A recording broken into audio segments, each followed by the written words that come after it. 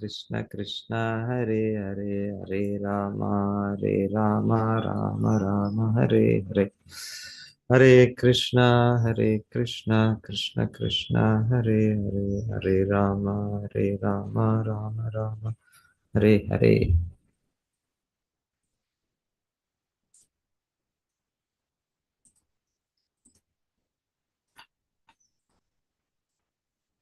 ಪ್ರಾಂಶು ಪೀನಾಯತ ಭುಜಃ ಗೌರ ಕುಂಜಾರುಣೇಕ್ಷಣಃ ಸುನಾಸಃ ಸುಮುಖಃ ಸೌಮ್ಯಃ ಪೀನಾಂಸಃ ಸುದ್ವಿಜಸ್ಮಿತಃ. ಪೃಥು ಮಹಾರಾಜನು ಎತ್ತರವಾಗಿದ್ದನು, ಪುಷ್ಟವಾಗಿದ್ದನು.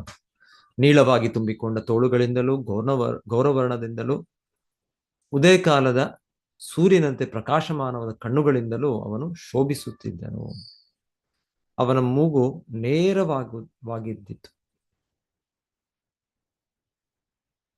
ಮುಖವು ಸುಂದರವಾಗಿದ್ದಿತ್ತು, ವ್ಯಕ್ತಿತ್ವವು ಗಂಭೀರವಾಗಿದ್ದಿತ್ತು. ಹೊಳೆಯುವ ದಂತಗಳು ಮುಗುಳ್ನಗೆಯಿಂದ ಕೂಡಿದ ಅವನ ಮುಖದಲ್ಲಿ ಸೊಗಸಾಗಿ ಮೂಡಿದ್ದವು.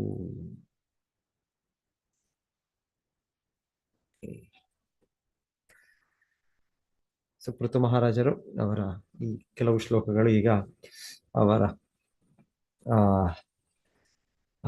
ದೇಹದ ಲಕ್ಷಣಗಳು, ಅವರ ರೂಪ, ಅದರ ವಿವರಣೆ ಇದೆ ಈಗ.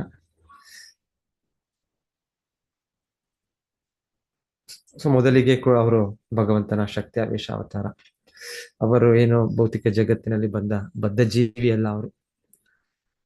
ಸೊ ಹಾಗೆ ಅವರು ಮತ್ತೆ ಅವರ ಹೆಂಡತಿ, ಅವರ ಪತ್ನಿ, ಅವರು ಸಹ ಅರ್ಚಿ ಅಂತ ಹೇಳಿದ್ ನಾವು ಕೇಳೋದು. ಅವರು ಕೂಡ ಹೇಗೆ ಇವರು ಭಗವಂತನ ಶಕ್ತ್ಯಾವೇಶ ಅವತಾರ, ಹಾಗೆ ಅವರು ಲಕ್ಷ್ಮೀ ದೇವಿ, ಅವರ ಒಂದು ಪಾರ್ಷಿಯಲ್ ಇನ್ಕಾರ್ನೇಷನ್, ಅದು ಕೂಡ ಅವ್ರು ಕೇಳ್ತೇವೆ. ಸೊ ಸಹಜವಾಗಿ ಅವರು ಕೂಡ ಬಹಳ ಸುಂದರವಾಗಿರ್ಬೇಕು. ಸೊ ಭಗವಂತನು ಎಲ್ಲ ಷಡೈಶ್ವರ್ಯ ಪೂರ್ಣ, ಐಶ್ವರ್ಯಸ್ಯ ಸಮಗ್ರಸ್ಯ ವೀರ್ಯಸ್ಯ ಯಶಸ್ಸ ಶ್ರೀಯ. ಸೊ ಶ್ರೀ ಜ್ಞಾನ ವೈರಾಗ್ಯ, ಈಗ 6 ಭಗವಂತನ ದಿವ್ಯ ಗುಣಗಳು ಅಪರಿಮಿತವಾಗಿದೆ. ಅದರಲ್ಲಿ ಸೌಂದರ್ಯ ಕೂಡ ಒಂದು. ಸೊ ಹಾಗೆ ಭಗವಂತನ ನಿತ್ಯ ಭಕ್ತರು ಭಗವಂತನ ಧಾಮದಲ್ಲಿ ಅವರು ಕೂಡ ಅತಿ ಸುಂದರವಾಗಿರ್ತಾರೆ. ಸೊ ಇಲ್ಲಿ ಭೌತಿಕ ಜಗತ್ತು ಏನ್ ಮಾಡೋದು, ಇಲ್ಲಿ ಸ್ವಲ್ಪ ಜನ ಸುಂದರವಾಗಿರ್ತಾರೆ, ಸ್ವಲ್ಪ ಜನ ಸುಂದರವಾಗಿರೋದಿಲ್ಲ. ಅದರಲ್ಲೂ positive, comparative, superlative, beautiful, more beautiful, most beautiful, ugly, ಹೀಗೆ ನಮ್ಮದು ಇರ್ಬೋದು ಏನೇನೋ. ಸೊ ಅದು ನಮ್ಮ ಇಲ್ಲಿ ಪ್ರಭುಪಾದರು ಒಳ್ಳೆ ಇದು ಹೇಳ್ತಾ ಇರೋದು, ನಮ್ಮ ಪೂರ್ವಕರ್ಮಾನುಸಾರ. ಅದು ಹಿಂದೆ ಪೂರ್ವ ಜನ್ಮದ ಇದರಿಂದ ಒಬ್ಬರಿಗೆ ಒಳ್ಳೆ ಸುಂದರವಾದ ಆಕೃತಿಯ ದೇಹ ಸಿಗ್ಬಹುದು, ಒಬ್ಬರಿಗೆ ಆತರ ಸಿಗದೆ ಇರ್ಬೋದು. ಜನ್ಮ ಐಶ್ವರ್ಯ ಶ್ರುತ ಶ್ರೀಬೀರ್ ಇದೆಲ್ಲ ಹಿಂದೆ ಜನ್ಮದಿಂದ ಬರುವಂತದ್ದು ಪಾಯಿಂಟ್ ಅಲ್ಲಿ ಒಂದು ರೀತಿ ಕೂಡ ಹೇಳ್ತಾರೆ. ಬಟ್ ಎನಿವೆ, ಭೌತಿಕ ಜಗತ್ತನ್ನೇ ಎಲ್ಲ ತಾತ್ಕಾಲಿಕ ಜಗತ್ತು. ಈ ಜೀವನದಲ್ಲೇ ನಾವು ನೋಡ್ತೀವಿ. ಸೊ ನಮ್ಮ ಒಂದು ಯವನ ಜೀವನದಲ್ಲಿ ಪರ್ಟಿಕ್ಯುಲರ್ಲಿ ಎಲ್ಲರೂ ಕೂಡ ಒಂದು ಸುಂದರವಾಗಿ ಇರ್ತಾರೆ. ಆದ್ರೆ ಆಮೇಲೆ ವಯಸ್ಸಾಗ್ತಾ ಎಲ್ಲರೂ ಕೂಡ ಇದೇ ಆಗ್ಬೇಕು ಇರ್ಬೋದು. ಸೊ ಪ್ರಮಾಣದಲ್ಲಿ ಹೆಚ್ಚು ಕಡಿಮೆ ಇರ್ಬೋದು, ಸ್ವಲ್ಪ ಜನ ಆ ಭೌತಿಕ ಸೌಂದರ್ಯ ಇರ್ತಾರೆ. ಆದ್ರೂ ಕೂಡ ಕೊನೆಗೆ ಶ್ರೀಲ ಪ್ರಭುಪಾದರು ನಾನು ಚಿಕ್ಕ ಮಗುವಾಗಿದೆ, ಎಲ್ಲರೂ ಕೂಡ ನಾನು ಮುದ್ದು ಮಾಡ್ತಾ ಇದ್ದಾರೆ. ಸೊ ಹಾಗೆ ಚಿಕ್ಕ ಮಗು ಎಲ್ಲರೂ ಮುದ್ದು ಮಾಡ್ತಾರೆ, ಎಲ್ಲರೂ ಚಿಕ್ಕ ಮಗು ಅಂದ್ರೆ ಸಹಜ ಆಕರ್ಷಣೆ. ಆದ್ರೆ ಆಮೇಲೆ ಯಾರು ಕೂಡ ಲೆಕ್ಕ ಮಾಡೋದಿಲ್ಲ, ಬೇರೆ ಬೇರೆ ರೀತಿ ಅರ್ಥ ಮಾಡ್ಕೊಳ್ಬಹುದು. ಏನಿವೆ ಪೃಥು ಮಹಾರಾಜರಲ್ಲಿ ವಿವರಣೆಯಲ್ಲಿ ಇಲ್ಲಿ ಅವರ ದೇಹ ಲಕ್ಷಣಗಳು ಬಹಳ, ಅವರ ಶುದ್ಧ ಭಕ್ತರ ದೇಹ ಲಕ್ಷಣಗಳು ಆ ರೀತಿ ನೋಡಿದ್ರೆ ಅದು ನಿತ್ಯವಾಗಿ ಇರುತ್ತೆ. ಅದರಿಂದ ಅವರಿಗೆ ಒಂದು ಅಹಂಕಾರ, ಭೌತಿಕ ಜಗತ್ತಿನಲ್ಲಿ ಈ ತರ ಒಂದೇನಾದ್ರೂ ತುಂಬಾ ಸೌಂದರ್ಯ ಇದ್ರೆ ವ್ಯಕ್ತಿಗೆ ಒಂದು ಅಹಂಕಾರ ಬರ್ಬೋದು. ಹೇಗೆ ಬೇರೆ ಬೇರೆ ಒಳ್ಳೆ ಜನ್ಮ ಇದ್ರೆ ಅಹಂಕಾರ ಬರುತ್ತೆ. ಇಲ್ಲ ಒಳ್ಳೆ ಒಂದು ಭೌತಿಕವಾಗಿ ಏನೋ ಕಲ್ತಿದ್ರೆ 4 ಡಿಗ್ರಿ ಪಡೆದ್ಬಿಟ್ರೆ ನಾವು, ಸೊ ನಮಗೆ ಒಂದು 2 ಕೊಂಬಂದ್ಬಿಡುತ್ತೆ ನಮಗೆ. ಮಾಯಾವಿದ್ಯೆ, ಜಡವಿದ್ಯೆ, ಮಾಯಾರ ವೈಭವ, ಮಾಯಾರ ಅಂಧಕಾರ. ಹೀಗೆ ಭೌತಿಕ ಜಗತ್ತು ಈ ಕಲ್ಮಶಗಳಿಂದ ಕೂಡಿದೆ. ಆದರೆ ಭಗವಂತನ ದಿವ್ಯಧಾಮದಲ್ಲಿ ಅದರ ಕಲ್ಮಶ ಇಲ್ಲ. ಹಾಗೆ ಭಗವಂತನ ಅಂಶವಾಗಿ ಪ್ರತಿಯೊಬ್ಬರು ಕೂಡ ಭಗವಂತನ ಈ ದಿವ್ಯ ಗುಣಗಳನ್ನು ವ್ಯಕ್ತಪಡಿಸ್ತಾರೆ. ಎಲ್ಲರೂ ಅಲ್ಲಿ ಅಷ್ಟು ಬುದ್ಧಿವಂತರಾಗಿದ್ದಾರೆ, ಅಷ್ಟು ಸುಂದರ ರೂಪವನ್ನು ತಾಳಿದ್ದಾರೆ, ಅಷ್ಟು ಒಳ್ಳೆ ಗುಣಗಳನ್ನು ಪಡೆದಿದ್ದಾರೆ ಭಗವಂತನ ರೀತಿ. ಸೊ ಹಾಗೆ ಪೃಥು ಮಹಾರಾಜರು ನಮಗೊಂದು ಸ್ಯಾಂಪಲ್ ಇಲ್ಲಿ ಅಂದ್ರೆ ನಾವು ಭಾಗವತ ಇಲ್ಲಿ ಕೇಳ್ತಾ ಇರೋದು. ಶುದ್ಧ ಭಕ್ತರು, ಮಹಾತ್ಮರು, ಮಹಾಭಾಗವತರು ಅವರು. ಸೊ ಅವರು ಆ ಸಹಜವಾಗಿ ಸೊ ಅವ್ರು ಹೇಳ್ತಾರೆ ತುಂಬಾ ಅವರ ಇದು ಉದ್ದ. ಎಲ್ಲಾದ್ರೂ ಅಷ್ಟೇ, ಎಲ್ಲಾದ್ರೂ ಹೋದ್ರು ಕೂಡ ನಾವು ಯಾರು ಹೈಟ್ ಇದ್ರೆ ತುಂಬಾ ನಮ್ಗೆ ಇಮಿಡಿಯೇಟ್ ನಾವು ಗುರುತಿಸ್ತೇವೆ ತುಂಬಾ ಹೈಟ್. ಯಾರಾದ್ರೂ ಅಷ್ಟು ಕುಳ್ಳಕ್ಕಿದ್ರೆ ಇನ್ನೊಂದಿದ್ರೆ ಅವ್ರು ಸುಂದರವಾಗಿರ್ಬೋದು, ಆದ್ರೆ ಕಾಣೋದಿಲ್ಲ ಅವರು. ಹೀಗೆಲ್ಲ ಇರುತ್ತೆ. ಆದ್ರೆ ಎತ್ತರವಾಗಿದ್ರೆ ಒಂಥರ ಆಟೋಮೆಟಿಕಲಿ ಎಲ್ಲರೂ ಕೂಡ ಅವ್ರು ಬಂದ್ರೇನೆ ಅವರು ಇದಾಗುತ್ತೆ.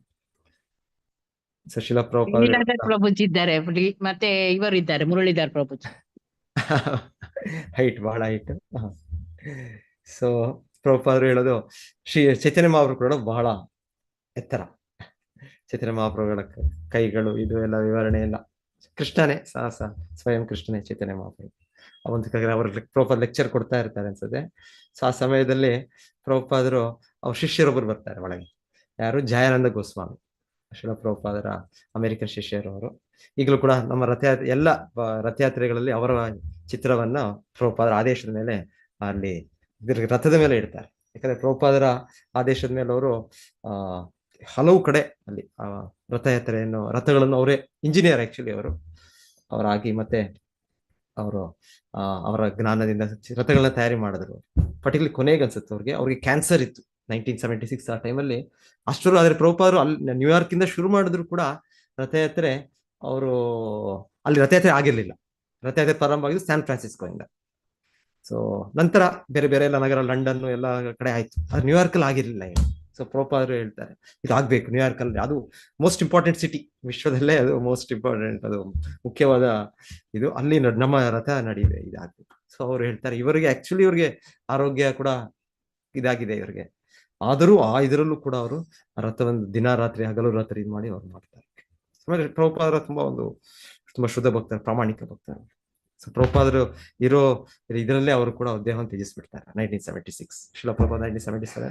ಸೊ ಅವರು ಒಂದು ಸಮಯದಲ್ಲಿ ಯಾವ ವರ್ಷ ನನಗೆ ನೆನಪಿಲ್ಲ ಈಗ, ಅವರು ಮೋಸ್ಟ್ಲಿ ಪ್ರಭುಪಾದರ ಗುರುವಿನ ಜನ್ಮದಿನ ಅನ್ಸುತ್ತೆ. ಆಗ ಅವರೇನೋ ನಾನು ಕೇಳಿದ ಪ್ರಕಾರ ಅವರ ಪ್ರಭುಪಾದ ಗುರುಗಳು ಏನೋ ಸ್ಪೆಷಲ್ ಇದನ್ನು ತಯಾರಿ ಮಾಡ್ತಾ ಇರ್ತಾರೆ. ಹೌದು, ಇದು ಸ್ಪೆಷಲ್ ಒಂದು ಡಿಶ್ ಏನೋ ಆಹಾರ. ಸೊ ಎನಿವೆ ಅವ್ರ ಪ್ರಭುಪಾದ ಲೆಕ್ಚರ್ಗೆ ಲೇಟ್ ಆಗಿ ಎಂಟರ್ ಆಗ್ತಾರೆ. ಪ್ರಭುಪಾದ ಆಗಿದ ತಕ್ಷಣ ಅವ್ರು ಹೇಳ್ತಾರೆ, ಜಯಾನಂದ, ನನ್ನ ನಿನ್ನೆ ಯೋಚನೆ ಮಾಡ್ತಾ ಇದ್ದೆ ಜಯಾನಂದ. ಸೊ ನಿನ್ನಲ್ಲಿ ರೀತಿಯೇ ಚೈತನ್ಯ ಮಹಾಪ್ರಭು ಕೂಡ ತುಂಬಾ ಎತ್ತರದ ಗಾತ್ರ. ಶಿಲಪ್ರಭು ಶುದ್ಧ ಭಕ್ತರು. ಸೊ ಭಗವಂತನ ಅವ್ರಿಗೆ ಸಾಕ್ಷಾತ್ಕಾರ ಇದೆ. ಸೊ ನಾವು ಕೇಳೋದು ಶಾಸ್ತ್ರದಲ್ಲಿ ಹೀಗೆ ಭಗವಂತನಿದ್ದಾನೆ, ಭಗವಂತನ ಶುದ್ಧ ಭಕ್ತರು ಪೃಥು ಮಹಾರಾಜರಿಗಿದ್ದಾರೆ ಅಂತ. ಆದ್ರೆ ಶುದ್ಧ ಭಕ್ತರಿಗೆ ಅವರು ಆಚಾರ್ಯ ಪ್ರಭುಪಾದರಿಗೆ ಭಗವಂತನ ಭಕ್ತಿ ಕ್ಷಣ ನೋಡಿ ಅವ್ರ ಸಾಕ್ಷಾತ್ಕಾರ ಇದೆ. ಸೊ ಎತ್ತರವಾದ ಇಲ್ಲಿ ಹೇಳ್ತಾರೆ ಪೃಥು ಮಹಾರಾಜರ ವ್ಯಕ್ತಿತ್ವ ತುಂಬಾ ಎತ್ತರವಾಗಿ. ಅವರ ಕಣ್ಣುಗಳ ಎಲ್ಲ ಹೇಳ್ತಾ ಇದ್ದಾರೆ, ಅದು ಸೂರ್ಯ ಉದಯ ಆದಾಗ ಹೇಗಿರುತ್ತೆ. ಸೊ ಇದು ಅನುಭವ ನಿಮ್ಗೆ ಇರ್ಬೋದು. ಸೊ ನನಗೆ ಒಂದ್ಸಲ ಅನುಭವ, ಒಂದ್ಸಲ ಅಂದ್ರೆ ಇದು ಸೂರ್ಯ ಉದಯ ಚೆನ್ನಾಗಿದೆ ಡೆಫಿನೆಟ್ಲಿ. ನೀವು ಎಲ್ಲಿದ್ರು ಕೂಡ ನೋಡಿದ್ರು ಅಲ್ಲಿ ಕೆಂಪಾಗಿರುವ ಇದರಲ್ಲಿ ಬಹಳ ಚೆನ್ನಾಗಿರುತ್ತೆ. ಸೊ ಪರ್ಟಿಕ್ಯುಲರ್ ನಾವು ಒಂದ್ ಸಲ ಎಲ್ಲಿಗೆ ಹೋಗಿದ್ದು, ಕೊನಾರ್ಕ್. ಸೊ ಕೊನಾರ್ಕ್ ಅಲ್ಲಿ ಸ್ವಲ್ಪ ನೆನಪು. ಸೊ ಕೆಲವು ಜನ ಭಕ್ತರು ನಿಮ್ಮ ನಾಗಪತಿ ಮಾತಾಜಿ ಕೂಡ ಬಂದಿದ್ರು ಅನ್ಕೊಳ್ತೇನೆ ಆ ಟೈಮ್, ಜಗನ್ನಾಥ್ಪುರಿ ಯಾತ್ರಾ. ಸೊ ಶಾಂತಿ ರೂಪಿಣಿ ಮಾತಾಜಿ ಕೂಡ ಇದ್ರು ಅನ್ಸುತ್ತೆ ಆ ಯಾತ್ರೆ. ಸೊ ಅವಾಗ ನಾವು ಜಗನ್ನಾಥ್ಪುರಿಯಿಂದ ಅಲ್ಲಿ ಹೋಗಿದ್ವಿ, 40 ಕಿಲೋಮೀಟರ್. ಬೆಳಿಗ್ಗೆ 4:05-4:15 ಎಲ್ಲ ಎಷ್ಟೋ ಜನ, ಸಾವಿರಾರು ಜನ ಇದ್ದಾರೆ ಅಲ್ಲಿ ಇದರಲ್ಲಿ, ಎಲ್ಲಿ ಸಮುದ್ರದ ಬದಿಯಲ್ಲಿ.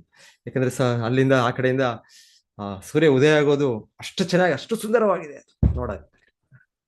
ಏನಿರಲ್ಲ, ಕತ್ತಲೆ ಇರುತ್ತೆ, ಆಮೇಲೆ ಕ್ರಮೇಣವಾಗಿ ಅದು ಕೆಂಪು ಇದು ಬರುತ್ತೆ, ಆಮೇಲೆ ಸೂರ್ಯ ಉದಯ ಆಗೋದು, ಅದರ ನೋಟಾನೇ ಆ ರೀತಿ. ಸೊ ನಮ್ಮ ಭಕ್ತರು ಎಲ್ಲ ಅಲ್ಲಿ ಒಳ್ಳೆ ಸಂಕೀರ್ತನೆ ಕೂಡ ಮಾಡಿದ್ರು. ಆದ್ರೆ ಅಲ್ಲಿ ಅಷ್ಟು ಬೆಳಿಗ್ಗೆ ಜನರು ಇದನ್ನು ನೋಡೋದಕ್ಕೆ ಸಾವಿರಾರು ಜನ ಸೇರಿದ್ದಾರೆ. ಸೊ ಹೀಗೆ ಎನಿವೆ, ಸೊ ಪ್ರಭುಪಾದ ಹೇಳೋದು ಈ ನೇಚರ್, ಈ ಭೌತಿಕ ಪ್ರಕೃತಿ ಇದು ಸ್ಮೈಲ್ ಆಫ್ ಕೃಷ್ಣ. ಭೌತಿಕ ಪ್ರಕೃತಿಯಲ್ಲಿ ಬಹಳ ಸುಂದರವಾದ ಇದು ಕಾಣ್ತವೆ, ಈ ತರ ಸೀನರಿಗಳು ಕಾಣ್ತವೆ. ಎಲ್ಲೆಲ್ಲೋ ಜನರು ಹೋಗ್ತಾರೆ, ಎಲ್ಲೋ ಇದು ವಾರ ಉದ್ದಕ್ಕೂ ಅವ್ರ ಕೆಲಸ ಮಾಡಿ ಬೋರ್ ಆಗಿ ಇನ್ನೊಂದಾಗಿ ಸಾಕಪ್ಪ, ಈ ಬೆಂಗಳೂರು ಬೇಡ ನಮ್ಗೆ, ಇನ್ನೊಂದು ಚೆನ್ನೈ ಹೈದರಾಬಾದ್ ಬೇಡ, ಈ ಸಿಟಿಗಳಲ್ಲಿ ದೂರ ಎಲ್ಲಾದ್ರೂ ಹೋಗೋಣ, ಇಲ್ಲಿ ಒಂಥರ ಆ ಪ್ರಕೃತಿಯ ಸೌಂದರ್ಯವನ್ನು ನೋಡೋಣ. ಸೊ ಇಲ್ಲೂ ನಮಗೆ ಇಲ್ಲಿ ನಮ್ಮ ಮಂದಿರ ಮಂಗಳೂರಲ್ಲೂ ಕೂಡ ನಾವು ಮಂಗಳೂರು ಸಿಟಿಯಲ್ಲಿ ಇದ್ವಿ ಬಹಳ ವರ್ಷಗಳು.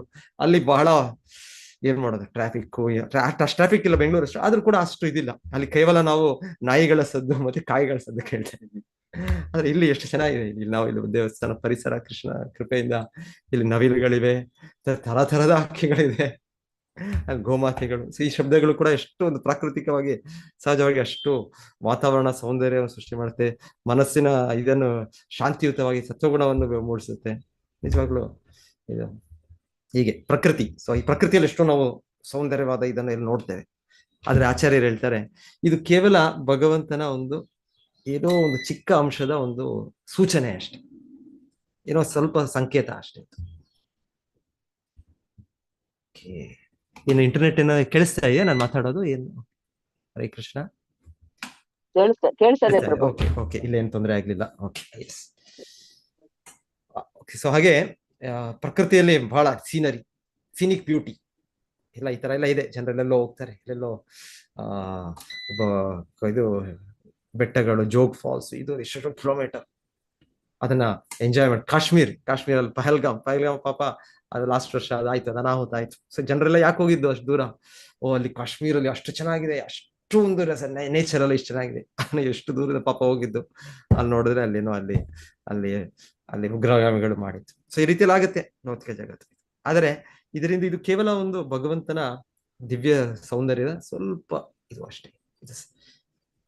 ಭಗವಂತನು ಅಷ್ಟು ಸುಂದರವಾಗಿದ್ದಾನೆ, ಮತ್ತೆ ಅವನನ್ನು ನೋಡಿದ್ಮೇಲೆ ಮತ್ತೆ ನಮ್ಮನ್ನ ಏನು ನೋಡಕ್ಕೂ ನಮ್ಗೆ ಮನಸ್ಸಾಗುತ್ತೆ. ಈಗ ನಮಗೆ ತುಂಬಾ ಆಕರ್ಷಣೆಗಳಿದೆ ನಮಗೆ ಭೌತಿಕವಾಗಿ. ಪರ್ಟಿಕ್ಯುಲರ್ಲಿ ಭೌತಿಕ ಜಗತ್ತು ಭಗವಂತನ ಮಾಡಿರೋದು ಗಂಡಿಗೆ ಹೆಣ್ಣು, ಹೆಣ್ಣಿಗೆ ಗಂಡು, ಮುಖ್ಯವಾಗಿ ಹೆಣ್ಣು. ಸೊ ಇದು ಆ ಸೌಂದರ್ಯ ಅಷ್ಟು ನಮ್ಮನ್ನು ಮೋಹಿಸುತ್ತೆ. ಆದ್ರೆ ಹೇಳ್ತಾರೆ ಕೃಷ್ಣನ ನೋಡಿದ್ಮೇಲೆ ನಮಗೆ ಈ ಮೋಹ ಹೋಗ್ತದೆ. ನಾರದ ಮುನಿಗಳು ಅಲ್ಲಿ ತಪಸ್ ಮಾಡಿದ್ರು. ಅವರು ಹಿಂದೆ ಜನ್ಮದಲ್ಲಿ ಅವರು ದಾಸ್ಯ ಮಗನಾಗಿ ಹುಟ್ಟಿದ್ದು, ಮತ್ತೆ ನಂತರ ಅವರು ಅವರ ತಾಯಿಯ ಅಂತ್ಯ ಆದ ನಂತರ ಅವರು ತೀವ್ರವಾಗಿ ಅವರು ಭಕ್ತಿಯಲ್ಲಿ ತೊಡಗಿದ್ರು. ಭಗವಂತನ ಧ್ಯಾನ ಮಾಡುವಾಗ ಹೇಳ್ತಾರೆ ಭಗವಂತನ ಹೃದಯದಲ್ಲಿ ಕಾಣಿಸ್ಕೊಂಡ್ಬಿಟ್ಟ. ಆಕ್ಚುಲಿ ಕೃಷ್ಣನ್ ಇದ್ದಾನೆ ನಮ್ಮ ಹೃದಯದಲ್ಲಿ, ಪರಮಾತ್ಮನಾಗಿ ಅವನಿದ್ದಾನೆ, ತುಂಬಾ ಅತಿ ಸುಂದರ ರೂಪ ಪರಮಾತ್ಮನದು. ಆದ್ರೆ ಏನ್ ಮಾಡೋದು, ಕಾಣೋದಿಲ್ಲ ನಮಗೆ ಕಾಣೋದಿಲ್ಲ, ಎಲ್ಲ ಹೊರಗೆ ಕಾಣುತ್ತೆ. ಹೊರಗೆ ನಾವು ಇವಾಗ್ಲೂ ಯಾರಾದ್ರೂ ಸ್ವಲ್ಪ ಏನಾದ್ರು ಆ ಕಡೆ ನೋಡ್ತಾ ಇರ್ತೇವೆ, ಅಲ್ಲಿ ನೋಡ್ತಾ ಇರ್ತೇವೆ, ಯಾರು ಏನು ಇಲ್ಲಿ ಬಸ್ಸಲ್ಲಿ ಎಲ್ಲ ನಾವು ಎಲ್ಲಾದ್ರೂ ಪ್ರಯಾಣ ಮಾಡ್ತಾ ಇದ್ರು ಅಲ್ಲಿ ತಲೆ ಹೊರಗೆ ಚಾಚ್ತೇವೆ. ಟ್ರೈನ್ ಹೋಗ್ತಾ ಇದ್ರು ಅಲ್ಲಿ ನಮ್ಗೆ ವಿಂಡೋ ಸೀಟ್ ಬೇಕು, ನಂಗೆ ನೋಡ್ಬೇಕು, ಅಲ್ಲಿ ನೋಡ್ಬೇಕು, ಇಲ್ಲಿ ನೋಡ್ಬೇಕು. ಇದು ಕಣ್ಣುಗಳು ನಮ್ಮನ್ನ ಆತರ ನೋಡೋ ಇದು ಕಣ್ಣು. ಸೊ ಅದು ಒಂದು ಸುಂದರವಾಗಿ ನೋಡೋದಕ್ಕೆ ಇನ್ನೊಂದಕ್ಕೆ ಅದು ಹಂಬಲಿಸ್ತಾ ಇದೆ. ಆದ್ರೆ ಹೇಳ್ತಾರೆ ಅಲ್ಲಿ ಪ್ರಭುಪಾದರು, ನಾರದ ಮುನಿಗಳು ಆ ಪರಮಾತ್ಮನನ್ನು ನೋಡಿದಾಗ, ಅವನ ದಿವ್ಯ ಸೌಂದರ್ಯವನ್ನು ನೋಡಿದಾಗ ಅವರು ಸಂಪೂರ್ಣ ತೃಪ್ತರಾದರು. ಆಮೇಲೆ ಹಾಗೆ ಏನು ಜನ್ಮಾಂತರ ಲಕ್ಷ ಕೋಟಿ ವರ್ಷಗಳಿಂದ ನಾವು ಹಂಬಲಿಸ್ತಿದ್ದೇವೆ, ಆ ಕಣ್ಣುಗಳು ಅದನ್ನ ಕಾತುರವಾಗಿ ಕಾಯ್ತಾ ಇದೆ. ಅದು ಕೃಷ್ಣನ ನೋಡಕ್ಕೆ ಕಾತುರತೆ, ಕೃಷ್ಣನ ನೋಡಕ್ಕೆ ಅದು ಹಂಬಲಿಸ್ತಾ ಇದೆ. ಆದ್ರೆ ಅದು ಕೃಷ್ಣ ಕಾಣ್ತಾ ಇಲ್ಲ ನಮಗೆ ಈಗ. ಸೊ ಕೃಷ್ಣ ಕಾಣದೇ ಇರೋದ್ರಿಂದ ನಮಗೆ ಅದು ತೃಪ್ತಿ ಆಗ್ತಾ ಇಲ್ಲ. ಕಣ್ಣು ಎಷ್ಟು ನೋಡಿದ್ರು, ಎಷ್ಟು ಇದು ನೋಡಿದ್ರು. ಯಾಕಂದ್ರೆ ಭೌತಿಕವಾದದ್ದು ಎಷ್ಟೇ ಸೌಂದರ್ಯವಾಗಿದ್ರು, ಎಷ್ಟೇ ಸುಂದರವಾಗಿದ್ರು, ಎಷ್ಟೇ ಇರುವ ವಸ್ತು ಸ್ವಲ್ಪ ಸಮಯ ಅಷ್ಟೇ, ಆಮೇಲೆ ಮತ್ತೆ ಪ್ರತಿ ವರ್ಷನೂ ಓಕೆ. ಸೊ ಈ ಬದಲಾವಣೆ ಭೌತಿಕದ ವಸ್ತು ಅನ್ನೋದು ಅದರ ಇದು ಕ್ಷೀಣಿ ಹೋಗುತ್ತೆ. ಆದ್ರೆ ಆಧ್ಯಾತ್ಮಿಕವಾದದ್ದು ಆನಂದಾಂಬುದಿ ವರ್ಧನಂ. ಸೊ ಅದು ಪ್ರತಿಯೊಂದು ಕೂಡ ಅನಂತವಾಗಿ ಬೆಳೆಯುತ್ತೆ. ಸೊ ಹೀಗೆ ಪೃಥು ಮಹಾರಾಜರ ಸೌಂದರ್ಯ ಕೂಡ ಅದು ಭೌತಿಕವಾಗಿರೋ ಆತರ ಸೌಂದರ್ಯವಲ್ಲ. ಭೌತಿಕವಾಗಿ ಅವರು ಜಗತ್ತಲ್ಲಿ ಕಾಣಿಸ್ಕೊಂಡ್ರು ಕೂಡ ಅವರು ಶುದ್ಧ ಭಕ್ತರು. ಸೊ ಅವರ ದೇಹವು ಒಂದು ರೀತಿಯಲ್ಲಿ ನಾವು ಹೇಳ್ಬೋದು ದಿವ್ಯವಾದ ದೇಹ ಅಂತ ಹೇಳಿ. ಯಾಕಂದ್ರೆ ಅವರು ಸಂಪೂರ್ಣವಾಗಿ ಕೃಷ್ಣ ಸೇವೆಯಲ್ಲಿ ತೊಡಗಿದ್ದಾರೆ. ಅವರದ್ದು ಆಧ್ಯಾತ್ಮಿಕವಾಗಿ ಅವರದ್ದು ಬದಲಾವಣೆ ಆಗಿದೆ, ಅವರ ದೇಹ ಕೂಡ ಆ ರೀತಿ ಕೂಡ. ಸೊ ಇಲ್ಲಿ ಅವರ ವಿವರಣೆ. ಸೊ ಇಲ್ಲಿ ಏನೋ ತುಂಬಾ ಎತ್ತರವಾದ ಇದು, ಮತ್ತೆ ಆ ರೀತಿಯ ಕಣ್ಣುಗಳು, ಆ ರೀತಿಯ ಅವರ ಇದು. ನಾವು ನಮ್ಮ ಇದನ್ನು ಅಲ್ಲದನ್ನ ಇದು ಮಾಡ್ಬೇಕು, ಅದು ಮಾಡ್ಬೇಕು, ಅದನ್ನ ಇದು ಹಾಗೆ, ಇಲ್ಲಾಂದ್ರೆ ಡೆಂಟಿಸ್ಟ್ ಹತ್ರ ಹೋಗಿ ಇದನ್ನ ದೊಡ್ಡ ಹಲ್ಲ ಚಿಕ್ಕದು ಮಾಡೋದು, ಇನ್ ಮುಂದೆ ಹಿಂದೆ ಮಾಡೋದು, ಏನೇನೋ ಎಲ್ಲ ಮಾಡ್ಬೇಕು ನಾವು.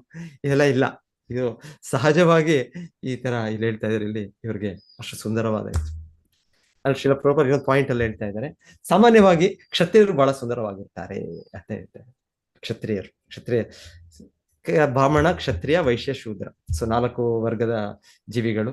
ಸೊ ಯಾವ್ದಾದ್ರು ಒಂದರ ವರ್ಗಕ್ಕೆ ಅದು ಭಗವಂತನೇ ಸೃಷ್ಟಿ ಮಾಡೋದ್ರಿಂದ ಅದು ಯಾವ್ದಾದ್ರು ಒಂದು ನಮಗೆ ಸ್ವಲ್ಪ ಇದಿರುತ್ತೆ. ಚಾತುರ್ವರ್ಣ್ಯ ಮಯಾ ಸೃಷ್ಟಂ ಗುಣಕರ್ಮ ವಿಭಾಗಶಃ. ಆದ್ರೆ ಅದರಿಂದ ಪತನಗೊಂಡಿದ್ದೇವೆ ನಾವು. ಹಾಗಾಗಿ ನಾವು 5ನೇ ವರ್ಗ, 6ನೇ ವರ್ಗ, 7ನೇ ದರ್ಜೆ, 8ನೇ ದರ್ಜೆ, 10ನೇ ದರ್ಜೆಗೆ ಹೋಗ್ಬಿಡ್ತೇವೆ ನಾವು. ಇಲ್ಲಾಂದ್ರೆ ಮೂಲವಾಗಿ ಪ್ರತಿಯೊಬ್ಬರು ಮನುಷ್ಯರು ಈ 4 ವರ್ಗದ ಜನರಾಗ್ತಾರೆ. ಆಮೇಲೆ ಇದರಲ್ಲಿ ಈ ತರ ಸಮಾಜವನ್ನು ವಿಭಜನೆ ಅದು ಭಗವಂತನೇ ಸೃಷ್ಟಿಸಿರೋದು ಅದಿದೆ. ಅದು ಎಲ್ಲರಿಗೂ ಈ ರೀತಿಯ ಒಂದು ಪ್ರಕೃತಿ ಸ್ವಭಾವ ಇದೆ. ಸೊ ನನಗೆ ಹೆಚ್ಚು ಶುದ್ಧ ಸ್ವಭಾವ ಇರ್ಬೋದು, ಇನ್ನೊಬ್ಬರಿಗೆ ವೈಶ್ಯ ಸ್ವಭಾವ ಇರ್ಬೋದು, ಇನ್ನೊಬ್ಬರಿಗೆ ಬ್ರಾಹ್ಮಣ ಸ್ವಭಾವ ಇರ್ಬೋದು, ಕ್ಷತ್ರಿಯ ಸ್ವಭಾವ ಇರ್ಬೋದು. ಇದೇ ಸ್ವಭಾವ ಇದೆ. ಇದು ಹುಟ್ಟಿಂದ ಅಲ್ಲ, ಇದು ಅವರಿಂದ. ಸೊ ಹಾಗೆ ಆದ್ರೂ ಒಂದೊಂದ್ಸಲ ಏನ್ ಹೇಳ್ತಾರೆ, ಹುಟ್ಟುತ್ತಾನೋ ಒಂಥರ ಕ್ಷತ್ರಿಯ ಇದ್ರಲ್ಲಿ ಹುಟ್ಟೋವ್ರಿಗೆ ಇಲ್ಲಿ ಹೇಳ್ತಾ ಇರೋ ದೇಹದ ಲಕ್ಷಣ ಅವ್ರಿಗೆ ಅಲ್ಲಿ ಅವ್ರ ತಂದೆ ತಾಯಿಯರು ಕ್ಷತ್ರಿಯರಾಗಿದ್ರೆ ಅವರು ಬಹಳ ಸುಂದರವಾಗಿರ್ತಾರೆ. ಸಹಜವಾಗಿ ರಾಜಕುಮಾರಿಯರೆಲ್ಲ ನಾವು ಕೇಳ್ತೇವೆ ಅಲ್ವಾ, ಅವ್ರಿಗೆ ಇದಕ್ಕೋಸ್ಕರ ಎಷ್ಟು ಇದು ಮಾಡ್ತಾ ಇದ್ರು, ಎಷ್ಟು ರಾಜರು. ಅದಕ್ಕೆ ಕ್ಷತ್ರಿಯರಲ್ಲಿ ಅವರು ಅಷ್ಟು ಯುದ್ಧ ಮಾಡ್ತಾ ಇದ್ರು, ಅದು ಮಾಡ್ತಾ ಇದ್ರು. ಅದಕ್ಕೆ ಅಷ್ಟು ಸುಂದರವಾಗಿರ್ತಾ ಇದ್ರು ಕ್ಷತ್ರಿಯರು. ರಾಜಕುಮಾರಿಯರು ಆ ರೀತಿ ಇರ್ತಾರೆ. ರಾಜಕುಮಾರರು ಕೂಡ ಹಾಗೆ ಇರ್ತಾರೆ. ಅವರು ಕೂಡ ತುಂಬಾ ಸುಂದರವಾಗಿರ್ತಾರೆ. ಸೊ ಪೃಥು ಮಹಾರಾಜರ ವಿವರಣೆಯಲ್ಲಿ ಪಾರ ಹೇಳ್ತಾ ಇರೋದು ಸಾಮಾನ್ಯ ಬ್ರಾಹ್ಮಣ ಇನ್ನೊಂದು ರೀತಿಯಲ್ಲಿ ಬ್ರಾಹ್ಮಣ ಅವರು ಈ ತರ ಭೌತಿಕ ಇದ್ರ ಮೇಲೆ ಅವರ ಇದು ಇಲ್ಲ. ಅವ್ರದ್ದೇನಿದ್ರು ಆಧ್ಯಾತ್ಮಿಕ ಬೆಳವಣಿಗೆ. ಸೊ ಅವ್ರಿಗೆ ಈ ರೀತಿ ಅದನ್ನ ದೇಹವನ್ನು ಇದು ಮಾಡ್ಕೊಳ್ಳೋದು, ಅದಕ್ಕೇನೋ ಲೇಪಗಳನ್ನ ಹಾಕ್ಬೇಕು, ಇಲ್ಲಾಂದ್ರೆ ಏನೇನೋ ಮಾಡಿ ಇವಾಗ ಎಲ್ಲ ಸುಂದರವಾಗಿರ್ಬೇಕು ಅಂದ್ರೆ ಏನೇನೋ ಹಾಕ್ಬೇಕು ಅದೆಲ್ಲ. ಸೊ ಕ್ಷತ್ರಿಯರಾದವರು ಅವರು ಅದೆಲ್ಲ ಮಾಡ್ಕೊಳ್ಬಹುದು. ಅವ್ರು ರಾಜಕುಮಾರಿಯರು, ರಾಜರು ಇಲ್ಲ. ಬ್ರಾಹ್ಮಣರು ಅದೆಲ್ಲ ಮಾಡೋದಿಲ್ಲ. ಅದೆಲ್ಲ ಬ್ರಾಹ್ಮಣರು ಇನ್ಫ್ಯಾಕ್ಟ್ ನಮ್ಮ ಯಾವ್ದೋ ಒಂದು ಇದರಲ್ಲಿ ನನಗೆ ನೆನಪಿದೆ, ನಮ್ಮ ಭಕ್ತರು ಯಾರೋ ನಾವೇ ನಮ್ಮ ಇದರಲ್ಲಿ ಒಬ್ಬರು ಕೆಲವು ಸಮಯ ಬಂದಿದ್ರು ಬಂಗಾಲದಿಂದ. ಅವರು ಸೇವೆ ಮಾಡಿದ್ರು ಕೆಲವು ವರ್ಷಗಳು. ನಮ್ಮ ಪ್ರಭುಜಿ ನಾಮನಿಷ್ಠರು ಕೂಡ ಅವ್ರಿಗೆ ಒಂದ್ಸಲ 2ನೇ ದೀಕ್ಷೆ ರೆಕಮೆಂಡ್ ಮಾಡಿದ್ರು, ಬ್ರಾಹ್ಮಣ ದೀಕ್ಷೆಗೆ. ಸೊ ಅವ್ರನ್ನ ಕಳಿಸಿದಾಗ ಅಲ್ಲಿ ಇಂಟರ್ವ್ಯೂ ಮಾಡುವಾಗ ಅವರು ಅಬ್ಸರ್ವ್ ಮಾಡಿದ್ರು, ಈ ವ್ಯಕ್ತಿ ಏನು ಎಲ್ಲ ಸೆಂಟರ್ ಓಕೆ, ಇದು ಹೆಂಗಸರಿಗೆ ಅವರ ಒಂದು ಇಲ್ಲ ಅಂದ್ರೆ ಏನೋ ಫಂಕ್ಷನ್ಗೆ ಹೋದಾಗ ಇನ್ನೊಂದು ಓಕೆ. ಆದ್ರೆ ಹೀಗೆ ಬ್ರಾಹ್ಮಣರಾಗಿ ನಾವು ತರಬೇತಿ ಇದಾಗುವಾಗ ನಾವ್ ಈ ರೀತಿ ಶೋಕಿ ಮಾಡೋದು, ಸೆಂಟ್ ಹಾಕೋದು, ಇದು ಮಾಡೋದು, ಅವ್ರು ಅದರಿಂದ ಕಂಡೀಷನ್ ನೋಡಿ ಅವರು ನೀನ್ ಇಂಟರ್ವ್ಯೂ ನಾನು ತಗೊಳ್ಳೋದಿಲ್ಲ ಅಂತ. ನೀನು ಬ್ರಾಹ್ಮಣ ದೀಕ್ಷೆ ತಗೊಳಕ್ ಬಂದಿದ್ಯಾ, ಇಲ್ಲಾಂದ್ರೆ ನೀನೇನಾದ್ರೂ ಬ್ಯೂಟಿ ಕಾಂಟೆಸ್ಟ್ ಸ್ಪರ್ಧೆಗೆ ಬಂದಿದ್ಯಾ? ಸೊ ಅಲ್ಲಿ ಇಮಿಡಿಯೇಟ್ಲಿ ಅವ್ರನ್ನ ಇಂಟರ್ವ್ಯೂ ಮಾಡ್ಲಿಲ್ಲ ಅವರು. ಮತ್ತೇನೋ ಯಾರೋ ಕೇಳ್ಕೊಂಡು ಮತ್ತೆ ನಾಮಿನೇಷನ್ ಕಳ್ಸಿದ್ದಾರೆ, ಹಿರಿಯರು ಕಳ್ಸಿದ್ದಾರೆ. ಸೊ ಹಾಗೆ ಅವ್ರ ರೆಕಮೆಂಡೇಶನ್ ಮತ್ತೆ ಸ್ವಲ್ಪ ಎಲ್ಲರದು ಇಂಟರ್ವ್ಯೂ ಆದ್ಮೇಲೆ ಕೊನೆಯಲ್ಲಿ ಮತ್ತೆ ಚಾನ್ಸ್ ಕೊಟ್ಟು ಅವ್ರಿಗೆ ಪಾಸ್ ಮಾಡಿದ್ರು.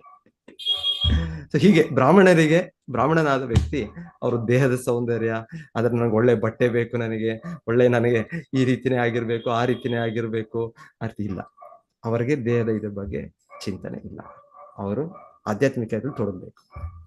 ಅದು ಕ್ಷತ್ರಿಯರಾದವರು ಕ್ಷತ್ರಿಯರಾದವರು ರಾಜನಾಗಿ ಅವ್ರು ಕುತ್ಕೊಳ್ಬೇಕು ಅಂದ್ರೆ ಜನರು ಅವ್ರನ್ನ ನೋಡ್ತಾ ಇರ್ತಾರೆ, ಅವರೆಲ್ಲರನ್ನೂ ಒಂದೊಂದು ಚಿಕ್ಕ ಇದು ಕೂಡ ನೋಟಿಸ್ ಮಾಡ್ತಾ ಇರ್ತಾರೆ.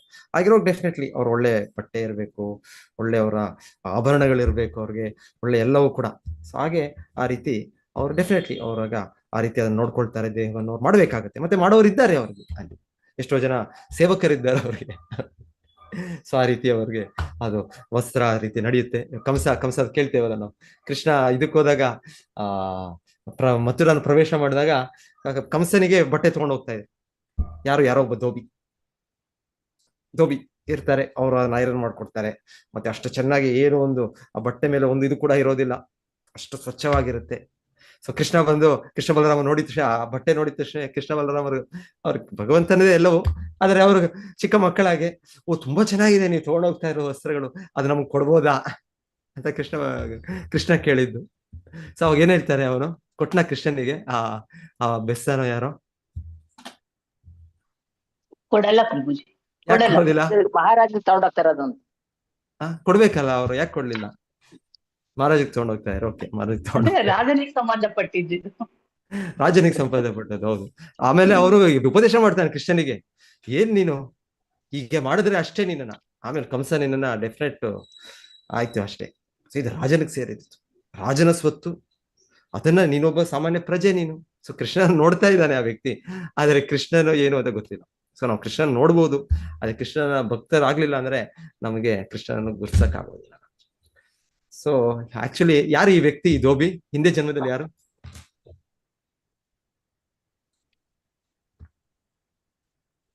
ಈ ಜನ್ಮದಲ್ಲಿ ಕಂಸನ ಧೋಬಿ ಅವನು, ಹಿಂದೆ ಜನ್ಮದಲ್ಲಿ ಏನಾಗಿದ್ದ? ರಾಮನ ಕಾಲದಲ್ಲಿನೂ ಧನ್ಯವಾದಗಳು. ರಾಮನ ಕಾಲದಲ್ಲಿ ಅದೇ ವ್ಯಕ್ತಿ, ಯಾರು ಆ ವ್ಯಕ್ತಿ? ತಾಯಿ ಸೀತಾದೇವಿ ಮೇಲೆ ದೂಷಣೆ ಮಾಡಿದ್ದು ಅವನು. ಏನ್ ಮಾಡಿದ್ದು?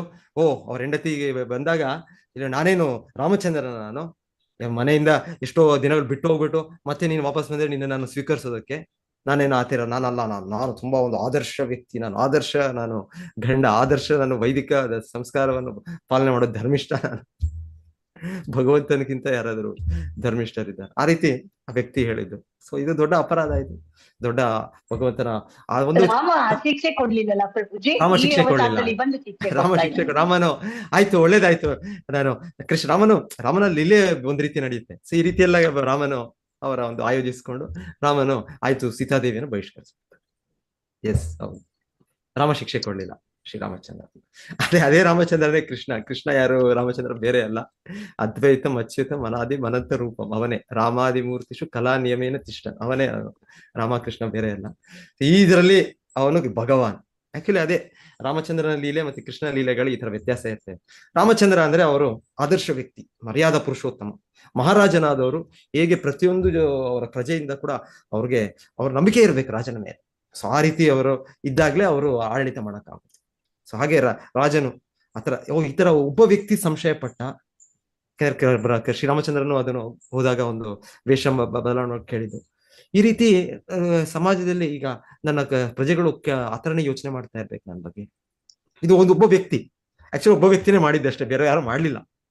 ಆದ್ರೆ ಭಗವಂತನು ಅದನ್ನೇ ಒಬ್ಬ ವ್ಯಕ್ತಿನೂ ಕೂಡ ಎಷ್ಟು ಗುರುತಿಸಿದ್ರು ಅಂದ್ರೆ ಅದನ್ನು ಆ ರೀತಿ ತೋರಿಸೋದು. ರಾಜನಾದವರು ಹೇಗೆ ಪ್ರಜೆಗಳು ಸಂಪೂರ್ಣವಾಗಿ ಅವರ ಮೇಲೆ ನಂಬಿಕೆ ಇರಬೇಕು, ಅವ್ರನ್ನ ಅವಲಂಬಿಸ್ಬೇಕು, ಅವರ ಆಜ್ಞೆಗಳು ಪಾಲನೆ ಮಾಡ್ಬೇಕು ಅವರು, ಆಗ್ಲೇ ಅದು ಅವರು ರಾಜರು ಆಡಳಿತ ಮಾಡಕ್ಕಾಗುತ್ತೆ. ಇಲ್ಲಾಂದ್ರೆ ಪ್ರತಿಭಟನೆಗಳು, ಚಿಕ್ಕ ಚಿಕ್ಕ ಕಾರಣಗಳು, ಫ್ಲಾಗ್ ಎತ್ಬಿಟ್ಟು, ರೆಡ್ ಬಾವುಟ ಎತ್ಬಿಟ್ಟು, ಇದು ಹೇಗೆ ಇದು ಆಡಳಿತ ಮಾಡೋದು? ಹೇಗೆ ಇದು ಸರ್ಕಾರ ಕೂಡ ಇದು ಮಾಡೋದು?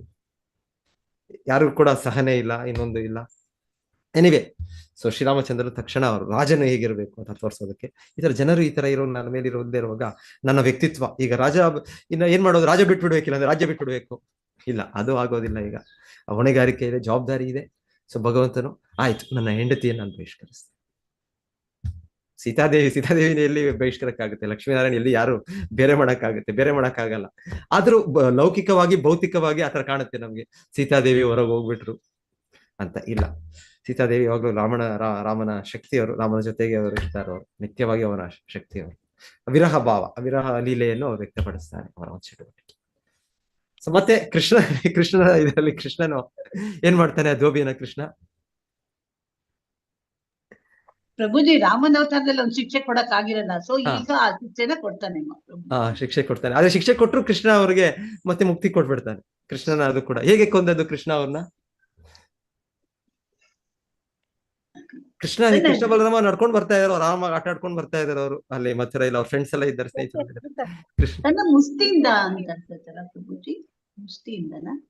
ಕೈಯಿಂದಾನೆ ಕರೆಕ್ಟ್ ಹೇಳ್ತಾರೆ. ಕೃಷ್ಣ ಕೇವಲ ಇದರ ಅಷ್ಟೇ, ಅವ್ರು ಹೇಗೆ ನಾವು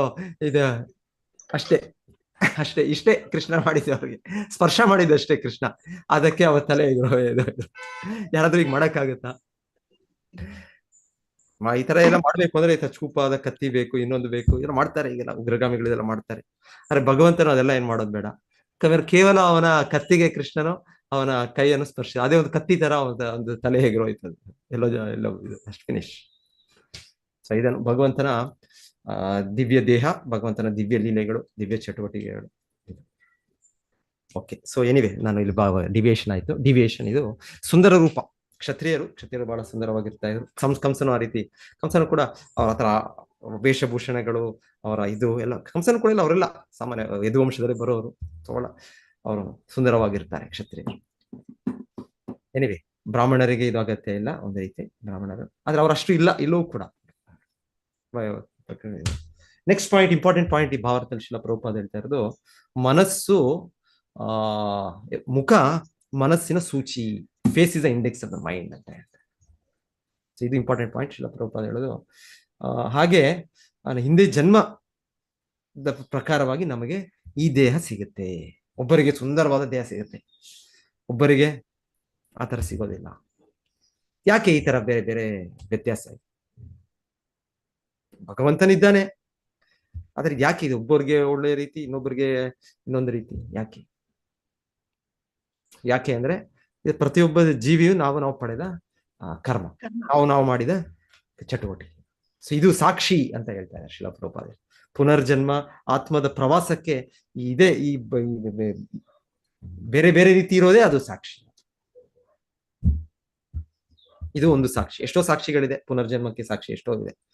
ಸೊ ಇದು ಒಂದು ಸಾಕ್ಷಿ. ಸೊ ಯಾರಾದ್ರು ಹೇಳ್ತೀರಾ ಕೆಲವು ಏನೇನ್ ಸಾಕ್ಷಿಗಳಿದೆ ಪುನರ್ಜನ್ಮ?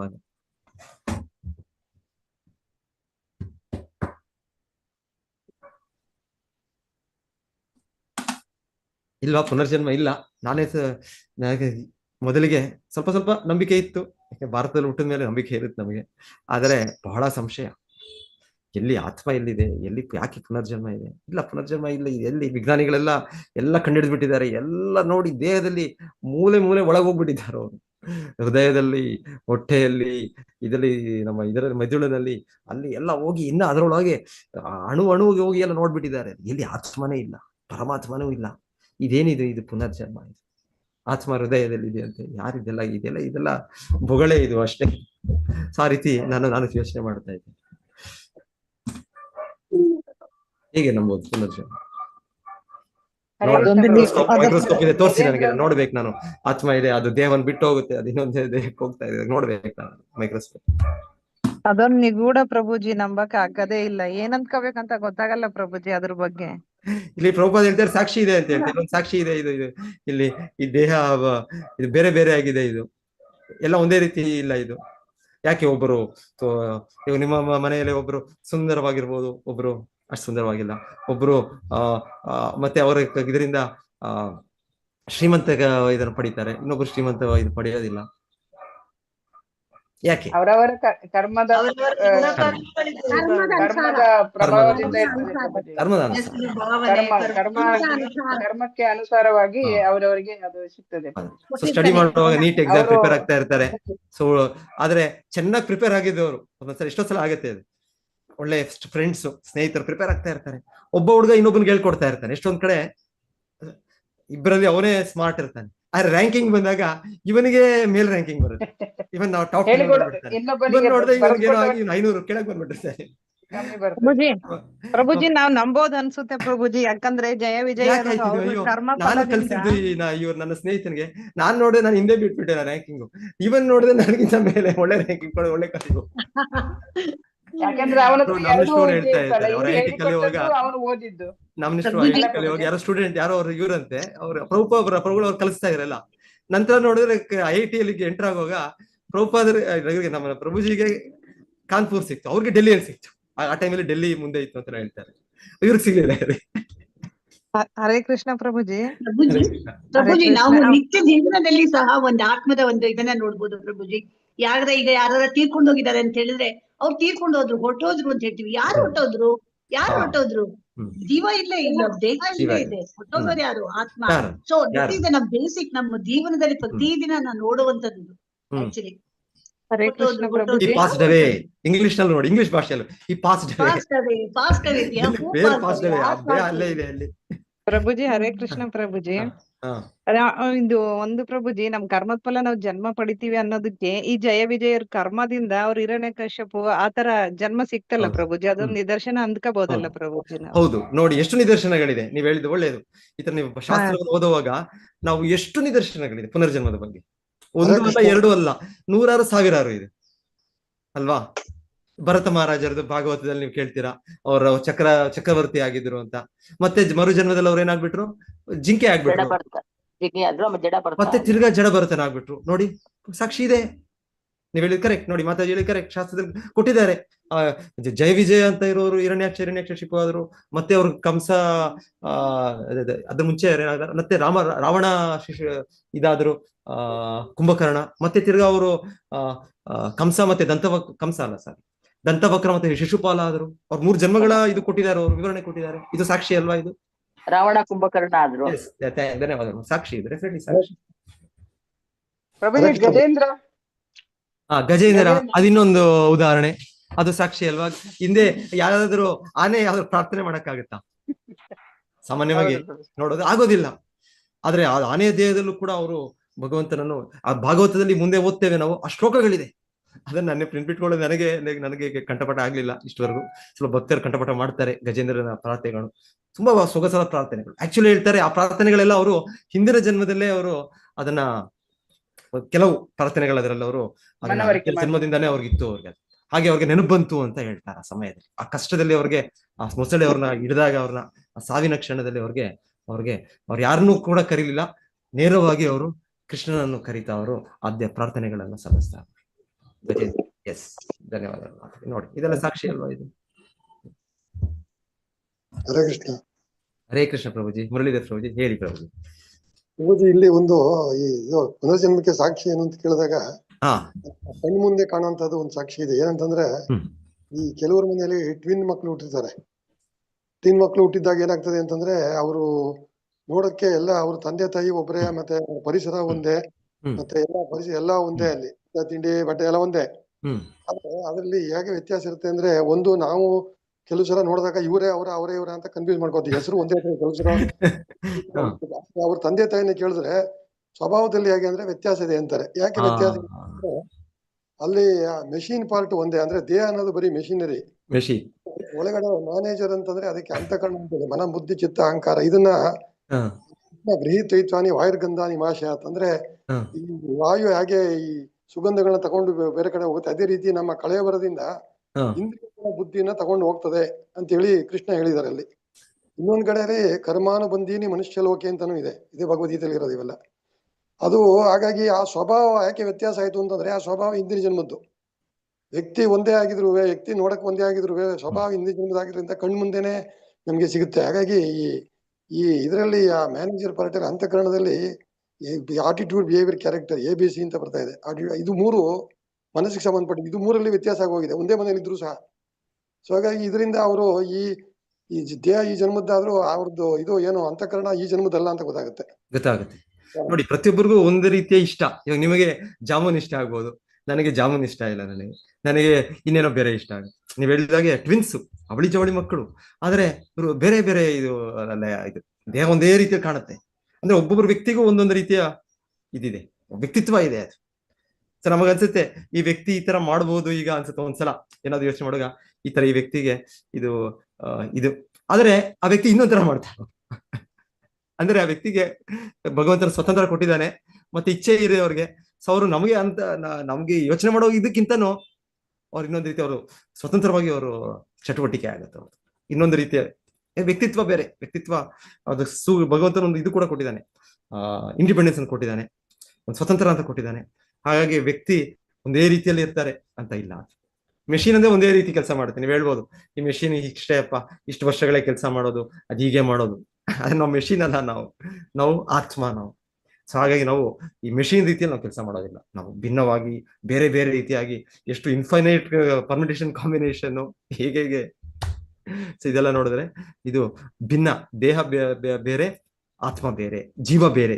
ದೇಹಕ್ಕೆ ಜೀವ ಇಲ್ಲ. ಸೊ ಈ ಆತ್ಮ ಇದಾಗಿ ವಿಭಿನ್ನವಾಗಿ, ಆಮೇಲೆ ಅದು ಶಾಶ್ವತ, ಅದಕ್ಕೆ ಸಾವಿಲ್ಲ. ಹೇಗೆ ಭಗವಂತನಿಗೆ ಅವನ ನಿತ್ಯನೋ ಅವನ ಅಂಶವಾಗಿ ನಮಗೂ ಕೂಡ ಸಾವಿಲ್ಲ. ಸೊ ಅದು ಸಾವು ಅನ್ನೋದು ನಮಗೆ ಅದು ಒಂದು ಏನ್ ಹೇಳ್ತಾರೆ, ಯಾರಿಗೂ ನಮ್ಗೆ ಇಷ್ಟ ಇಲ್ಲ ಸಾಯೋದು. ನಮಗೆ ಹೀಗೆ ಇರಬೇಕು ಅಂತಾರೆ. ಯಾಕೆ ನಮ್ಗೆ ಗೊತ್ತು, ನಾವು ನೋಡ್ತಾ ಇದ್ದೇವೆ ಎಲ್ಲ ಕಡೆ ಸಾವಾಗುತ್ತೆ, ನನಗೂ ಕೂಡ ಸಾವಾಗುತ್ತೆ ಗೊತ್ತು ನನಗೆ. ಆದ್ರೂ ಕೂಡ ನನಗೆ ನಾನು ಸಾಯಬಾರದು, ನಾನು ಇರಬೇಕು ಅಂತ ನನಗೆ ಯಾಕೆ ಇದು ತೋರಿಸ್ತತೆ. ಅದು ನಾನು ದೇಹ ಅಲ್ಲ, ದೇಹ ಸಾಯುತ್ತೆ, ದೇಹ ಅದು ತಾತ್ಕಾಲಿಕ, ಸಾಯಲೇಬೇಕು. ಆದ್ರೂ ಕೂಡ ನನಗೆ ಸಾಯಕ್ಕೆ ಇಚ್ಛೆ ಇಲ್ಲ. ನಾನು ನಿತ್ಯವಾಗಿ ನಾನು ಇರಬೇಕು ಅಂತ, ನನಗೆ ನನ್ನ ಕುಟುಂಬದವರು ಜೊತೆಗಿರ್ಬೇಕು, ನನ್ನ ಸ್ನೇಹಿತರ ಜೊತೆಗಿರ್ಬೇಕು, ನಾನು ಈ ದೇಶದಲ್ಲಿ ಇರಬೇಕು ನಾನು. ಹೀಗೆ ನಮಗೆ ಇಚ್ಛೆಗಳು. ಸೊ ಈ ನಿತ್ಯ ಸ್ವಭಾವ ನಮಗೆ ಇದೆ ನಮ್ಗೆ.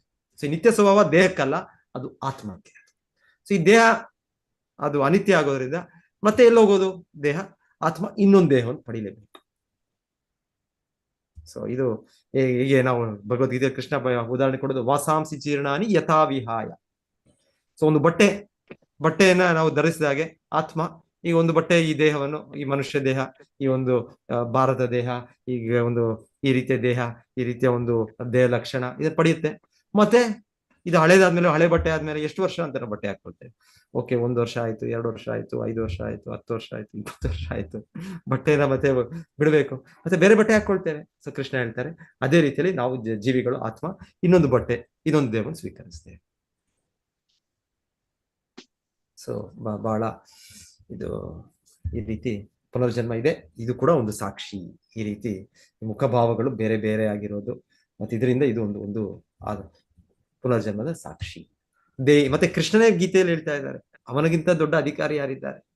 ಪರಮ ಪುರುಷನೇ ಹೇಳ್ತಾ ಇದ್ದಾರೆ, ದೇಹಿನೋಸ್ಮಿನ್ ಯಥಾ ದೇಹೇ ಕೌಮಾರಂ ಯೌವನಂ ಜರ ತಥಾ ದೇಹಾಂತರ ಪ್ರಾಪ್ತಿ ಧೀರಸ್ತತ್ರ ನ ಮುಹ್ಯತಿ. ಸೊ ಭಗವಂತನ ಹೇಳೋದು, ಧೀರ ಒಬ್ಬ ವ್ಯಕ್ತಿ, ಧೀರನಾದವನು, ಅವರು ದೇಹಿನ, ಹೇಗೆ ನಾವು ಈ ದೇಹದಲ್ಲೇ ನಾವು ಒಂದರಿಂದ ಒಂದಕ್ಕೆ ಹೋಗ್ತಾ ಇದೆ. ಚಿಕ್ಕ ಮಗುವಿನ ದೇಹ ಇತ್ತು, ನನಗೆ ನೆನಪಿದೆ, ಚಿಕ್ಕ ಮಗುವಾಗಿದ್ದಾಗ ನಾನು ಕೂಡ ಒಂದು ಮಂಗನಾಗಿ ಇದ್ರ ಮೇಲೆ ಹತ್ತೋದು, ಅಲ್ಲಿ ಇಳಿಯೋದು. ಹೀಗಾಗೋದಿಲ್ಲ. ಈಗ ಏನಾದ್ರೂ ಆತರ ಪ್ರಯತ್ನ ಪಟ್ರೆ ಆಮೇಲೆ ಕಾಲು ಕೈ ಮುರಿದು ಇನ್ನೇನೋ ಫ್ರಾಕ್ಚರ್ ಇನ್ನೇನೋ ಆಗುತ್ತೆ. ಅಲ್ಲಿ ಚಿಕ್ಕ ಮಗು ಆಗೋದ, ಏನಿದ್ರು ಅದ್ರ ಮೇಲೆ ಹಚ್ಬಿಡೋದೆ, ಅದನ್ನ ಬಾಗಿಲ ಮೇಲೆ ಹಚ್ಬಿಡೋದು, ಗೋಡೆ ಮೇಲೆ ಹಚ್ಬಿಡೋದು. ಆ ದೇಹ ಆಗಿರುತ್ತೆ. ನಾನೇ ಮಾಡಿದ್ದದು, ಆದ್ರೆ ಅದು ಮಗುವಿನ ದೇಹ ಎಲ್ಲ ಆಗುತ್ತೆ. ದೇಹಿನೋಸ್ಮಿನ್ ಯಥಾ ದೇಹೆ ಕೌಮಾರ, ಆಮೇಲೆ ಹಾಗೆ ಕುಮಾರ, ಯೌವನ ಬರುತ್ತೆ ಕುಮಾರ ಯೌವನಂ ಜರ. ಸೊ ಇದು ತಥಾ ದೇಹಾಂತರ ಪ್ರಾಪ್ತಿ. ಕೃಷ್ಣ ಹೇಳ್ತಾರೆ, ಹೇಗೆ ಈ ಜನ್ಮದಲ್ಲೇ, ಈ ಜೀವನದಲ್ಲೇ ನಾವು ಒಂದು ದೇಹದಿಂದ ಇನ್ನೊಂದು ದೇಹಕ್ಕೆ ಹೋಗ್ತಾ ಇದ್ದೇವೆ. ಮಗುವಿಂದ ಯುವಕರಿಂದ ಮಧ್ಯಾವಸ್ಥೆ ವೃದ್ಧಾವಸ್ಥೆ. ಸೊ ಕೊನೆಗೆ ಈ ಬಟ್ಟೆ ಹಳೆಯದಾದ್ಮೇಲೆ ಈ ಬಟ್ಟೆಯನ್ನು ಬಿಟ್ಟು ಮತ್ತೆ ಹೊಸ ಬಟ್ಟೆ, ತಥಾ ದೇಹಾಂತರ ಪ್ರಾಪ್ತಿ, ಇನ್ನೊಂದು ದೇಹ ಸಿಗುತ್ತೆ. ಮತ್ತೆ ಕೃಷ್ಣನು ಹೇಳಿದ್ದಾನೆ, ಅದು ಹೇಗೆ ಸಿಗುತ್ತೆ? ನಮ್ಮ ಮನಸ್ಸಿನ ಸ್ಥಿತಿ ಮೇಲೆ ಸಿಗುತ್ತೆ. ಯಂ ವಾಪಿ ಸ್ಮರನ್ ಭಾವಂ ತ್ಯಜತ್ಯಂತೆ ಕಲೇವರಂ ತಂ ತಮೇವೈತಿ ಕೌಂತೆಯ ಸದಾ ತದ್ಭಾವ ಭಾವಿತ. ಸೊ ನಾನು ಹೇಗೆ ನನ್ನ ಮನಸ್ಸನ್ನು ಬೆಳೆಸ್ಕೊಳ್ತೇನೆ, ಆ ಮನಸ್ಸನ್ನು ಹಿಂದೆ ಜನ್ಮದಲ್ಲಿ ಬೆಳೆಸ್ಕೊಂಡ ಇದರಿಂದ ನನಗೆ ಹೀಗೆ ಹೊರದೇಹ ಸಿಕ್ಕಿದೆ ಇವತ್ತು.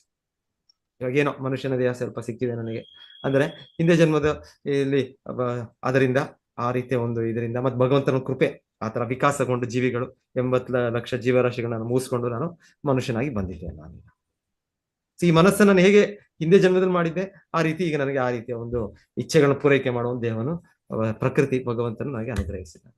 ಈಗ ನಾನು ಹೇಗೆ ಮನಸ್ಸನ್ನು ಬೆಳೆಸ್ಕೊಳ್ತೇನೆ ಹಾಗೆ ನೆಕ್ಸ್ಟ್ ಜನ್ಮ ತಥಾ ಯಥಾ ಏನೋ ಈಗಿನ ಮನಸ್ಸು ಹಿಂದಿನ ಜನ್ಮದ ಒಳದೇಹದಿಂದ ಈ ಜನ್ಮದ ಹೊರದೇಹ ಸಿಕ್ತು ನನಗೆ. ಮತ್ತೆ ಈ ಜನ್ಮದ ಒಳದೇಹದಿಂದ ಮರುಜನ್ಮದ ಹೊರದೇಹ ಸಿಗುತ್ತೆ. ಆತ್ಮಕ್ಕೆ 2 ದೇಹಗಳು, ಸೂಕ್ಷ್ಮ ದೇಹ, ಸ್ಥೂಲ ದೇಹ.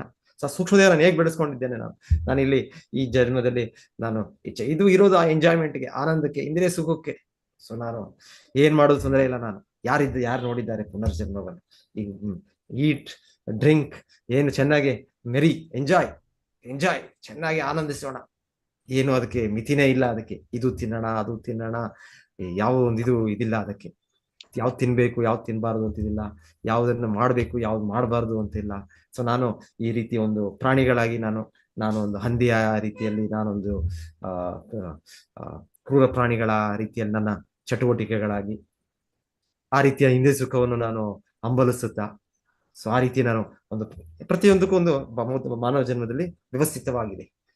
ಪ್ರತಿಯೊಂದು ವ್ಯವಸ್ಥಿತವಾಗಿದೆ. ಆಹಾರ, ನಿದ್ರೆ, ಮೈಥುನ ಕೂಡ ವ್ಯವಸ್ಥಿತವಾಗಿದೆ. ಇಲ್ಲ ನಾನು ವ್ಯವಸ್ಥೆ ಮಾಡೋದಿಲ್ಲ, ಫ್ರೀಯಾಗಿ ಎಂಜಾಯ್ ಮಾಡಬೇಕು ನಾನು, ಬೇಡ ಮದುವೆ ಇದೆಲ್ಲ ಬೇಡ, ಇದೆಲ್ಲ ಯಾಕಿದೆಲ್ಲ ಅಗತ್ಯ ಇಲ್ಲ. ನಾವೆಲ್ಲ ತುಂಬ 21ನೇ ಶತಮಾನದಲ್ಲಿ ಇರೋರು. ಇದರ ಮದುವೆ, ಇದು ಸಂಸಾರ, ನಾವು ಹೇಗೆ ರೀತಿಯ ಅನೈತಿಕ ಸಂಬಂಧವನ್ನು ಇಟ್ಕೊಳ್ಳೋಣ, ಇದನ್ನೆಲ್ಲ ಲೆಕ್ಕ ಮಾಡೋದು ಬೇಡ. ಇದು ನನಗೆ ಇಷ್ಟ, ಸೊ ನಾನು ಮಾಡ್ತೇನೆ. ನಾನು ಮದುವೆ ಆಗಿದೆ, ನನ್ನ ಗಂಡನ ಮೇಲೆ ನನಗೆ ಇದಿದೆ, ಇಲ್ಲ ನನ್ನ ಹೆಂಡತಿಗೆ ಒಂದು ನನಗೆ ಕಮಿಟ್ಮೆಂಟ್ ಇದೆ.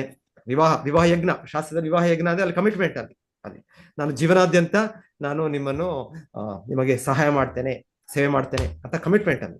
ಮತ್ತೆ ಗಂಡನು ಕೂಡ ಅಲ್ಲಿ ಕಮಿಟ್ಮೆಂಟ್, ನಾನು ನಿಮ್ಮ ಹೊಣೆಗಾರಿಕೆ ಜವಾಬ್ದಾರಿ ತಗೊಳ್ತೇನೆ, ಕಮಿಟ್ಮೆಂಟ್ ಅಲ್ಲಿ ಸಾಕ್ಷಿ. ಅಲ್ಲಿ ಅಗ್ನಿ ಇದ್ದಾರೆ, ಅಲ್ಲಿ ಎಲ್ಲ ಇವರಿದ್ದಾರೆ. ಆದ್ರೆ ಇಲ್ಲ, ನನಗಿಷ್ಟ ಇಲ್ಲ, ನನ್ನ ಮನಸ್ಸಿಗೆ ಹೀಗೆ ಹೇಳುತ್ತೆ, ಎಲ್ಲರೂ ಮನಸ್ಸಿನ ಇದರಲ್ಲಿ ನನಗಿಷ್ಟ ಇಲ್ಲ. ಸೊ ಈಗ ಎಷ್ಟೆಷ್ಟು ವಿಷಯಗಳು ಬರುತ್ತೆ. ಈ ರೀತಿ ನಾವು ಮನುಷ್ಯರಾಗಿಲ್ದೆ ಕಪಿಗಳಾಗಿ ನಾವು ಈ ಒಂದು ಬೇಕು ಅದೊಂದು ಬೇಕು. ಪ್ರಭುಪಾದರು ಹೇಳ್ತಾರೆ ಕಪಿಗಳು ಕೂಡ ಒಂದು ವೈರಾಗಿಗಳೇ, ಅವರು ಸನ್ಯಾಸಿಯಾಗಿದ್ದಾರೆ ಕಪಿಗಳು. ಒಂದ್ ರೀತಿ ಬಟ್ಟೆ ಹಾಕೋದಿಲ್ಲ, ಇನ್ನೊಂದು ಹಾಕೋದಿಲ್ಲ, ತುಂಬಾ ಸರಳವಾಗಿದ್ದಾರೆ. ಆದ್ರೆ ಅವರು ಏನ್ ಮಾಡೋದು, ಬಿಸ್ನೆಸ್ ಏನು, ಅವರು ತುಂಬಾ ಆಕ್ಟಿವ್ ಆಗಿದ್ದಾರೆ. ಮಂಗಗಳು ಒಂದು ಇದರಿಂದ ಇನ್ನೊಂದು ಮರಕ್ಕೆ, ಇನ್ನೊಂದು ಕೊಂಬೆಯಿಂದ ಇನ್ನೊಂದು ಕೊಂಬೆಗೆ ಜಂಪ್ ಜಿಗಿದೆ. ಆದ್ರೆ ಏನು, ಇನ್ನೊಂದು ಹೆಣ್ಣು ಕಪಿ ಸಿಗ್ಬೇಕು, ಅದಕ್ಕೆ ಉದ್ದೇಶ ಅಷ್ಟೇ. ಯಾಕೆ ಅದು ಅಷ್ಟು ಆಕ್ಟಿವ್ ಆಗಿದೆ, ಇನ್ನೊಂದು ಕಪಿ ಸಿಗ್ಬೇಕು, ಅದು ಕೂಡ ನನ್ನ ಹೆಂಡತಿ. ಸೊ ಒಂದು ಕಪಿಗೆ ತುಂಬಾ ಗರ್ಲ್ ಫ್ರೆಂಡ್ಸ್ ಇರ್ತಾರೆ. ಸೊ ಇದು ಕಪಿ ಜೀವನ ಆಯ್ತು. ಸೊ ಈಗ ನಾನು ಕಪಿಯಾಗಿದ್ದಾರೆ ಬೆಳೆಸ್ಕೊಂಡೆ, ನಾನು ಮನಸ್ಸಿನಾಗಿ ಬೆಳೆಸ್ಕೊಂಡ್ರೆ, ನೆಕ್ಸ್ಟ್ ಜನ್ಮದಲ್ಲಿ ಕೃಷ್ಣ ನನಗೆ ಪ್ರಕೃತಿ ತಥಾಸ್ತು, ಅವರು ನಿನಗೆ ಕಪಿ ಜನ್ಮವೇ ನನಗೆ ಲಭ್ಯ. ಸೊ ಹೀಗೆ ಈ ಪುನರ್ಜನ್ಮ ಹೀಗೆ ನಡೀತಾ ಇದೆ. ನಾವು ಮಾಡೋ ಚಟುವಟಿಕೆಗಳಿಂದ ನಮಗೆ ಪುನರ್ಜನ್ಮ ಬರುತ್ತೆ. ನಮ್ಮ ದೇಹಗಳು, ಸೊ ಈ ಮನಸ್ಸಿನ ಇಚ್ಛೆಗಳು ಮತ್ತೆ ಕರ್ಮಗಳು, ಅದರಿಂದ ನನಗೆ ನೆಕ್ಸ್ಟ್ ಸ್ಥೂಲ ದೇಹ ಸಿಗುತ್ತೆ. ಹೀಗೆ ಪುನರ್ಜನ್ಮ ಆಗುತ್ತೆ. ಸೊ ಇದು ಬಹಳ ಸೂಕ್ಷ್ಮ ವಿಜ್ಞಾನ. ಈ ವಿಜ್ಞಾನವನ್ನು ನಮಗೆ ಇವತ್ತು ಕಲಿಸ್ತಾ ಇಲ್ಲ ಯಾರು, ಶಾಲಾ ಕಾಲೇಜಿನಲ್ಲಿ ಇಲ್ಲ ಇದರ ಶಿಕ್ಷಣ. ಇದು ದೌರ್ಭಾಗ್ಯ ಸ್ಥಿತಿ. ಹರೇ ಕೃಷ್ಣ ಪ್ರಭುಜಿ. ಯಾರೋ ಏನೋ ಹೇಳಿದ್ರು. ಹೇಳಿ ಪ್ರಭುಜಿ. ಅದು ಈಗ ಅದೇ ಮನಸ್ಸಿನಲ್ಲಿ ಅಂಟಿಕೊಂಡಿರತಕ್ಕಂಥ, ಅದಕ್ಕೆ ಅವರು ವಾಸನ ಅಂತ ಹೇಳಿದ್ದಾರೆ. ವಾಸನ ಅಂತಂದ್ರೆ ವಾಸನ ಮತ್ತೆ ಕರ್ಮದ ಎರಡು ಸೈಕಲ್ಲು. ವಾಸನೆಯಿಂದ ಕರ್ಮ, ಕರ್ಮದಿಂದ ವಾಸನೆ. ಆ ವಾಸನ ಅನ್ನೋದು ಅವರು ಅನೇಕ ಕೋಟಿ ಜನ್ಮಗಳಲ್ಲಿ ಯಾವುದು ಅವರಿಗೆ ಆನಂದವಾಗಿದೆ ಅದನ್ನೇ ಅವರು ಹಂಚಿಕೊಂಡಿರ್ತಾರೆ. ಅದನ್ನ ಮತ್ತೆ ಕರ್ಮ ಮಾಡಕ್ಕೆ ಇದು ಮಾಡುತ್ತೆ, ಒಂದು ಸೈಕಲ್. ಈ ಸೈಕಲ್ ಅಲ್ಲಿ ಏನಾಗಿದೆ, ಅವರು ಅನಂತ ಕೋಟಿ ಜನ್ಮಗಳಿಂದ ಈ ವಾಸನ ಕರ್ಮ ಅನ್ನೋದ್ರಲ್ಲಿ ಅದು ಆದ್ರೆ ಅದು ಮನಸ್ಸಿಗೆ ಅಂಟ್ಕೊಳ್ಳುವಂತ ಅದು ಕಲ್ಮಶ. ಅದು ಪ್ರತಿ ಜನ್ಮದಲ್ಲೂ ಅಂಟ್ಕೊಳ್ತಾ ಇದೆ. ಗೊತ್ತಾದ್ರೆ ಮಾತ್ರ ಅದು ಕೃಷ್ಣನ ಕೃಪೆಯಿಂದ ಅದಕ್ಕೆ ಒಂದು ನಿವಾರಣೆ ಆಗೋದು. ಹರೇ ಕೃಷ್ಣ ಪ್ರಭು. ಹರೇ ಕೃಷ್ಣ ಮಾತಾಜಿ. ಇದು ಇವಾಗ ಒಬ್ರು ಯಾರು ಹೋಗಿರ್ತಾರೆ ಈಗ ಅಂದ್ಬಿಟ್ಟು ಅವ್ರನ್ನ ಆತ್ಮ ಕರೆಸಿ ಮಾತಾಡ್ಸ್ತೀವಿ ಅಂತಾರಲ್ಲ, ಅದ್ ನಿಜಾನ ಪ್ರಭು? ಆಗುತ್ತಾ ಅದು? ನಾರದ ಮುನಿಗಳು ಕರೆಸ್ತಾರಲ್ಲ. ಅಲ್ಲಮ್ಮ ಪ್ರಭು, ನಮ್ಮ ಇದು ಭೌತಿಕ ಜಗತ್ತಿನಲ್ಲಿ ಹೇಳಿದ್ ನಾನು, ಆತ್ಮ ಕರೆಸಿ ಮಾತಾಡ್ಸಿದ್ವಿ ಅಂತಂತಾರಲ್ಲ, ನಿಜ ಆಗುತ್ತಾ? ಅಲ್ಲ, ಇದು ನಾರದ ಮುನಿ ಮಾಡಿದ್ರಲ್ಲ, ನೀವು ಮುಂದೆ ಭಾಗವತ ಓದ್ತೇವೆ. ನಾರದ ಮುನಿಗಳು ಅವರು ಸತ್ತೋಗಿರ್ತಾರ. ಅವ್ರು ಯಾರು ದೇಹ ಬಿಟ್ಟು ಹೋಗಿರ್ತಾರೆ. ಹರ್ಷಶೋಕ ಯಾರ ಮಗ? ಇದು ಹರ್ಷಶೋಕ ಅಂತ ಆ ಹುಡುಗನನ್ನು, ಆ ಮಗುವನ್ನು, ರಾಜ್ಕುಮಾರನನ್ನು ನಾರದ ಕರೀತಾರೆ, ಆತ್ಮನ್ ಕರೀತಾರೆ. ಮತ್ತೆ ಅವ್ರ ತಂದೆ ಚಿತ್ರಕೇತು. ಮುಂದೆ ಬರುತ್ತೆ ಚಿತ್ರಕೇತು ಅವರ ಇದು ಬರುತ್ತೆ, ಚಿತ್ರಕೇತು ಮಹಾರಾಜ ಆಯ್ತು ಪ್ರಭು. ಈಗ ಮೊನ್ನೆ ಯಾರು ರೀಸೆಂಟ್ ಕರೆದು ಮಾತಾಡಿಸ್ತೀವಿ ಅಂತ ಹೇಳ್ತಿರಲ್ವಾ, ಅದಕ್ಕೆ ಕೇಳಿದೆ ನಾನು. ಚೈತನ್ಯ ಅವರು ಮಾಡಿದ್ರು ಇದನ್ನ. ನೀವು ಚೈತನ್ಯ ಚರಿತಾಮೃತ ಓದಿದ್ರೆ ಚೈತನ್ಯ ಚರಿತಾಮೃತ ಬರುತ್ತೆ. ಇನ್ನು ಇದರಲ್ಲಿ ಶ್ರೀವಾಸ್ ಠಾಕೂರ್. ಸೊ ಶ್ರೀವಾಸ್ ಠಾಕೂರ್ ಅವ್ರ ಮನೆಯಲ್ಲಿ ಅವರೊಬ್ಬ ಮಗ, ಅವರ ಅಕಾಲಿಕವಾಗಿ ಅವ್ರ ಮೃತ್ಯು ಆಗುತ್ತೆ. ಚೈತನ್ಯ ಅವರು ಕರೆಸ್ತಾರ, ಕರೆಸಿ ಮತ್ತೆ ಮಾತಾಡಿಸ್ತಾರೆ. ಇಲ್ಲ, ಈಗ ಹೇಳ್ತಾರೆ ಒಂದೊಂದು ನಿಯರ್ ಡೆತ್ ಎಕ್ಸ್ಪೀರಿಯನ್ಸ್ ಎಲ್ಲ ಇದೆ ಹೇಳ್ತಾರೆ. ಆದ್ರೆ ಮತ್ತೆ ಹೋಗೋದು ಗೊತ್ತಿಲ್ಲ. ಕರ್ಸು ಮತ್ತೆ ಇದು NDE OB ಈ ತರ ಎಲ್ಲ ಒಂದೊಂದೆಲ್ಲ ಈ ವಿಜ್ಞಾನಿಗಳು ಇಲ್ಲಾಂದ್ರೆ ಇವರ ಒಬ್ಬೊಬ್ರು ವೈದ್ಯರು ಹೇಳೋದು ಮಾತುಗಳಿದೆ. ಆ ರೀತಿ ನಾನು ಹೋಗ್ಬಿಟ್ಟಿದ್ದೆ, ಮತ್ತೆ ಬಂದೆ ನಾನು, ಈ ತರ ವಿವರಣೆಗಳೆಲ್ಲ ಹೇಳ್ತಾರೆ. ಈ ರೀತಿ ಈ ಮಂತ್ರವಾದಿಗಳೆಲ್ಲ ಆತ್ಮದ ಮಾತಾಡ್ತಾರಲ್ಲ ಪ್ರಭುಜಿ, ಮಂತ್ರ ಎಲ್ಲ ಹೇಳಿ ಅದನ್ನೇ ಕೇಳ್ತಾ ಇರೋದು. ಅವ್ರ ಹತ್ರ ಮಾತಾಡ್ತೇನೆ, ನಾನು ಹಾಗೆ ಹೇಳ್ತಾ ಇದ್ದೆ ಮಂತ್ರ ಅಂದ್ರೆ ಅದು ಆತ್ಮ ಏನ್ ಹೇಳಲ್ಲ. ಈ ಗಂಡಸೆ ಇಲ್ಲ ಯಾರು ಮನುಷ್ಯ ಅಂತ ಇವನೇ ಹೇಳ್ತಾನೆ ಎಲ್ಲ. ಅದು ನಿಜ. ಅದು ಗುಣಾತ್ಮಕ. ಸೊ ಸಾಮಾನ್ಯವಾಗಿ 99% ಅದು ಸುಳ್ಳೇ ಇರುತ್ತೆ. 1% ಇರ್ಬೋದೇನೋ, ಯಾರಾದ್ರೂ ಪ್ರಾಮಾಣಿಕ ಇರ್ಬೋದೇನೋ ಯಾರಾದ್ರೂ. ಅದು ಯಾಕಂದ್ರೆ ಮನುಷ್ಯರು ನಂಬ್ತಾರೆ, ಓ ಇದು ಆತ್ಮ ಇವನ ಮೈ ಮೇಲೆ ಬಂದಿದೆ, ಓ ಆತ್ಮ. ಅದು ಹೇಗೆ ಒಂದು ಆತ್ಮ ಇರೋದು ಇನ್ನೊಂದು ಆತ್ಮ ಬರ್ತದೆ ಪ್ರಭುಜಿ? ಅದನ್ನೇ ನಾನ್ ಕೇಳ್ತಾ ಇರೋದು ಮಾತಾಜಿ, ಅದನ್ನೇ ಕೇಳ್ತಾರೆ. ಭೂತ ಆರಾಧನೆಯಲ್ಲೂ ಕೂಡ ಏನೇನೋ ಇದೆಲ್ಲ ಇದೆಲ್ಲ ಇದೆ. ಭೂತ ಆರಾಧನೆ ಇದೆಲ್ಲ ಇದೆ. ಸೊ ತುಂಬಾ ಕಡೆ ಇದೆಲ್ಲ ಸಿಕ್ಕಿ ಬೀಳ್ತಾರೆ ಅವರು, ಅದೆಲ್ಲ ಇದೆ. ಕೆಲವು ಜನ ಇದ್ದಾರೆ, ಬರುತ್ತೆ, ಭೂತಗಳಿದೆ, ಅದು ಬಂದು ಅದು ಮಾಡ್ಬೋದು, ಇಲ್ಲ ಅಂತಲ್ಲ.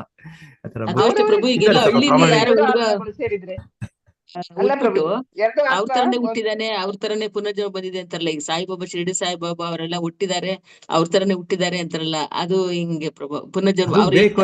ನಮಗೆ ನಂಬೋರಿದ್ದೇವೆ, ಅದಕ್ಕೆ ಅಲ್ಲ ಅವ್ರು ಕೆಲವೊಂದು ಹೇಳ್ತಾರಲ್ಲ ಪ್ರಭು, ಹೇಳ್ತಾರಂತಲ್ಲ ಪ್ರಭು ಹಿಂದಿಂದೆಲ್ಲ. ಈಗ ಅವ್ರ ಮನೇಲಿ ಸ್ವಲ್ಪ ಜನ ನಂಬಿಕೆ ಈ ತರ ಎಲ್ಲ ನಂಬೋದಕ್ಕೆ ಬೇಕು ಅವ್ರಿಗೆ. ಸೊ ಕೃಷ್ಣನ ಪ್ರೊಪೋಸ್ ಹೇಳ್ತಾರೆ, ಚೀಟರ್ಸ್ ಅಂಡ್ ಚೀಟೆಡ್. ವಂಚಕರು, ಸ್ವಲ್ಪ ಜನ ವಂಚನ ಅರ್ಹರು, ಅವ್ರಿಗೆ ವಂಚನಾ ಆರಾಧನೆ ಮಾಡಕ್ಕೆ ಅವ್ರು ವಂಚಕರು ಬರ್ತಾ ಇದ್ದಾರೆ ಈ ಪ್ರಪಂಚ. ಅಲ್ಲ ಈಗ ಒಬ್ಬ ಹುಡ್ಗ ಹೇಳ್ತಾ ಇದ್ದಲ್ಲ ಪ್ರಭು, ತಾತ ಮುತ್ತಾತನ ಹೆಸರೆಲ್ಲ ಹೇಳಿ ಇಂಥ ಕಡೆನೆ ಇದಿದೆ, ಇಂಥ ಕಡೆನೆ ಮುದ್ದಸ್ತು ಇದೆ, ಇಂಥ ಕಡೆನೆ ಬಾಗ್ಲಿದೆ ಅಂತೆಲ್ಲ ಹೇಳ್ತಾನಂತಲ್ಲ, ಅದು ಪುನರ್ಜನ್ಮ ನಿಜವಾಗ್ಲೂ ಅದು ಕರೆ, ಅದು ಆಗಿರುತ್ತಾ? ಒಂದು ನಿದರ್ಶನ. Yes, thank you, thanks. ಅದು ಒಂದು ಸಾಕ್ಷಿ, ಅದು ಇದೆ. ಬಹಳ ಜನ ಅದು ಪುನರ್ಜನ್ಮ ಬಗ್ಗೆ ಹೇಳ್ತಾರೆ. ಹೌದು, ರಿಸರ್ಚ್ ಮಾಡಿದಾರಲ್ಲ ಪ್ರಭು. ರಿಸರ್ಚ್ ಇದೆ, ಅದು ರಿಸರ್ಚ್ ಇದೆ, ಅದು ಇದೆ, ಅದು ಕರೆಕ್ಟ್. ನೀವು ಹೇಳೋದು ಅದು ಬಹಳ ಜನ ಮಾಡ್ತಾ ಇದ್ದಾರೆ. ಹೌದು, ಅದು ಕರೆಕ್ಟ್. ಅದೇ ಎಲ್ಲರಿಗೂ ತುಂಬಾ ಹೇಳ್ತಾನೆ ಪ್ರಭು. ಅವ್ರು ಹುಡ್ಗ ಯಾರು ಹಳ್ಳಿವ್ನು ತುಂಬಾ ಹೇಳ್ತಾನೆ, ಇಂಥ ಕಡೆನೆ ಇದು ಈ ಕಡೆ ಬಾಗ್ಲಿದೆ, ಈ ಕಡೆನೆ ಒಂದಿದಿತ್ತು, ನೋಡಿ, ಇಲ್ಲೇ ಒಂದಿದಿತ್ತು ಅಂತ. ಮತ್ತೆ ಅವ್ರು ಹೇಗೆ ಸತ್ತದ್ದು, ಯಾರು ಕೊಂದದ್ದು ಅಂತೆಲ್ಲ ಹೇಳ್ತಾರೆ ಪ್ರಭು.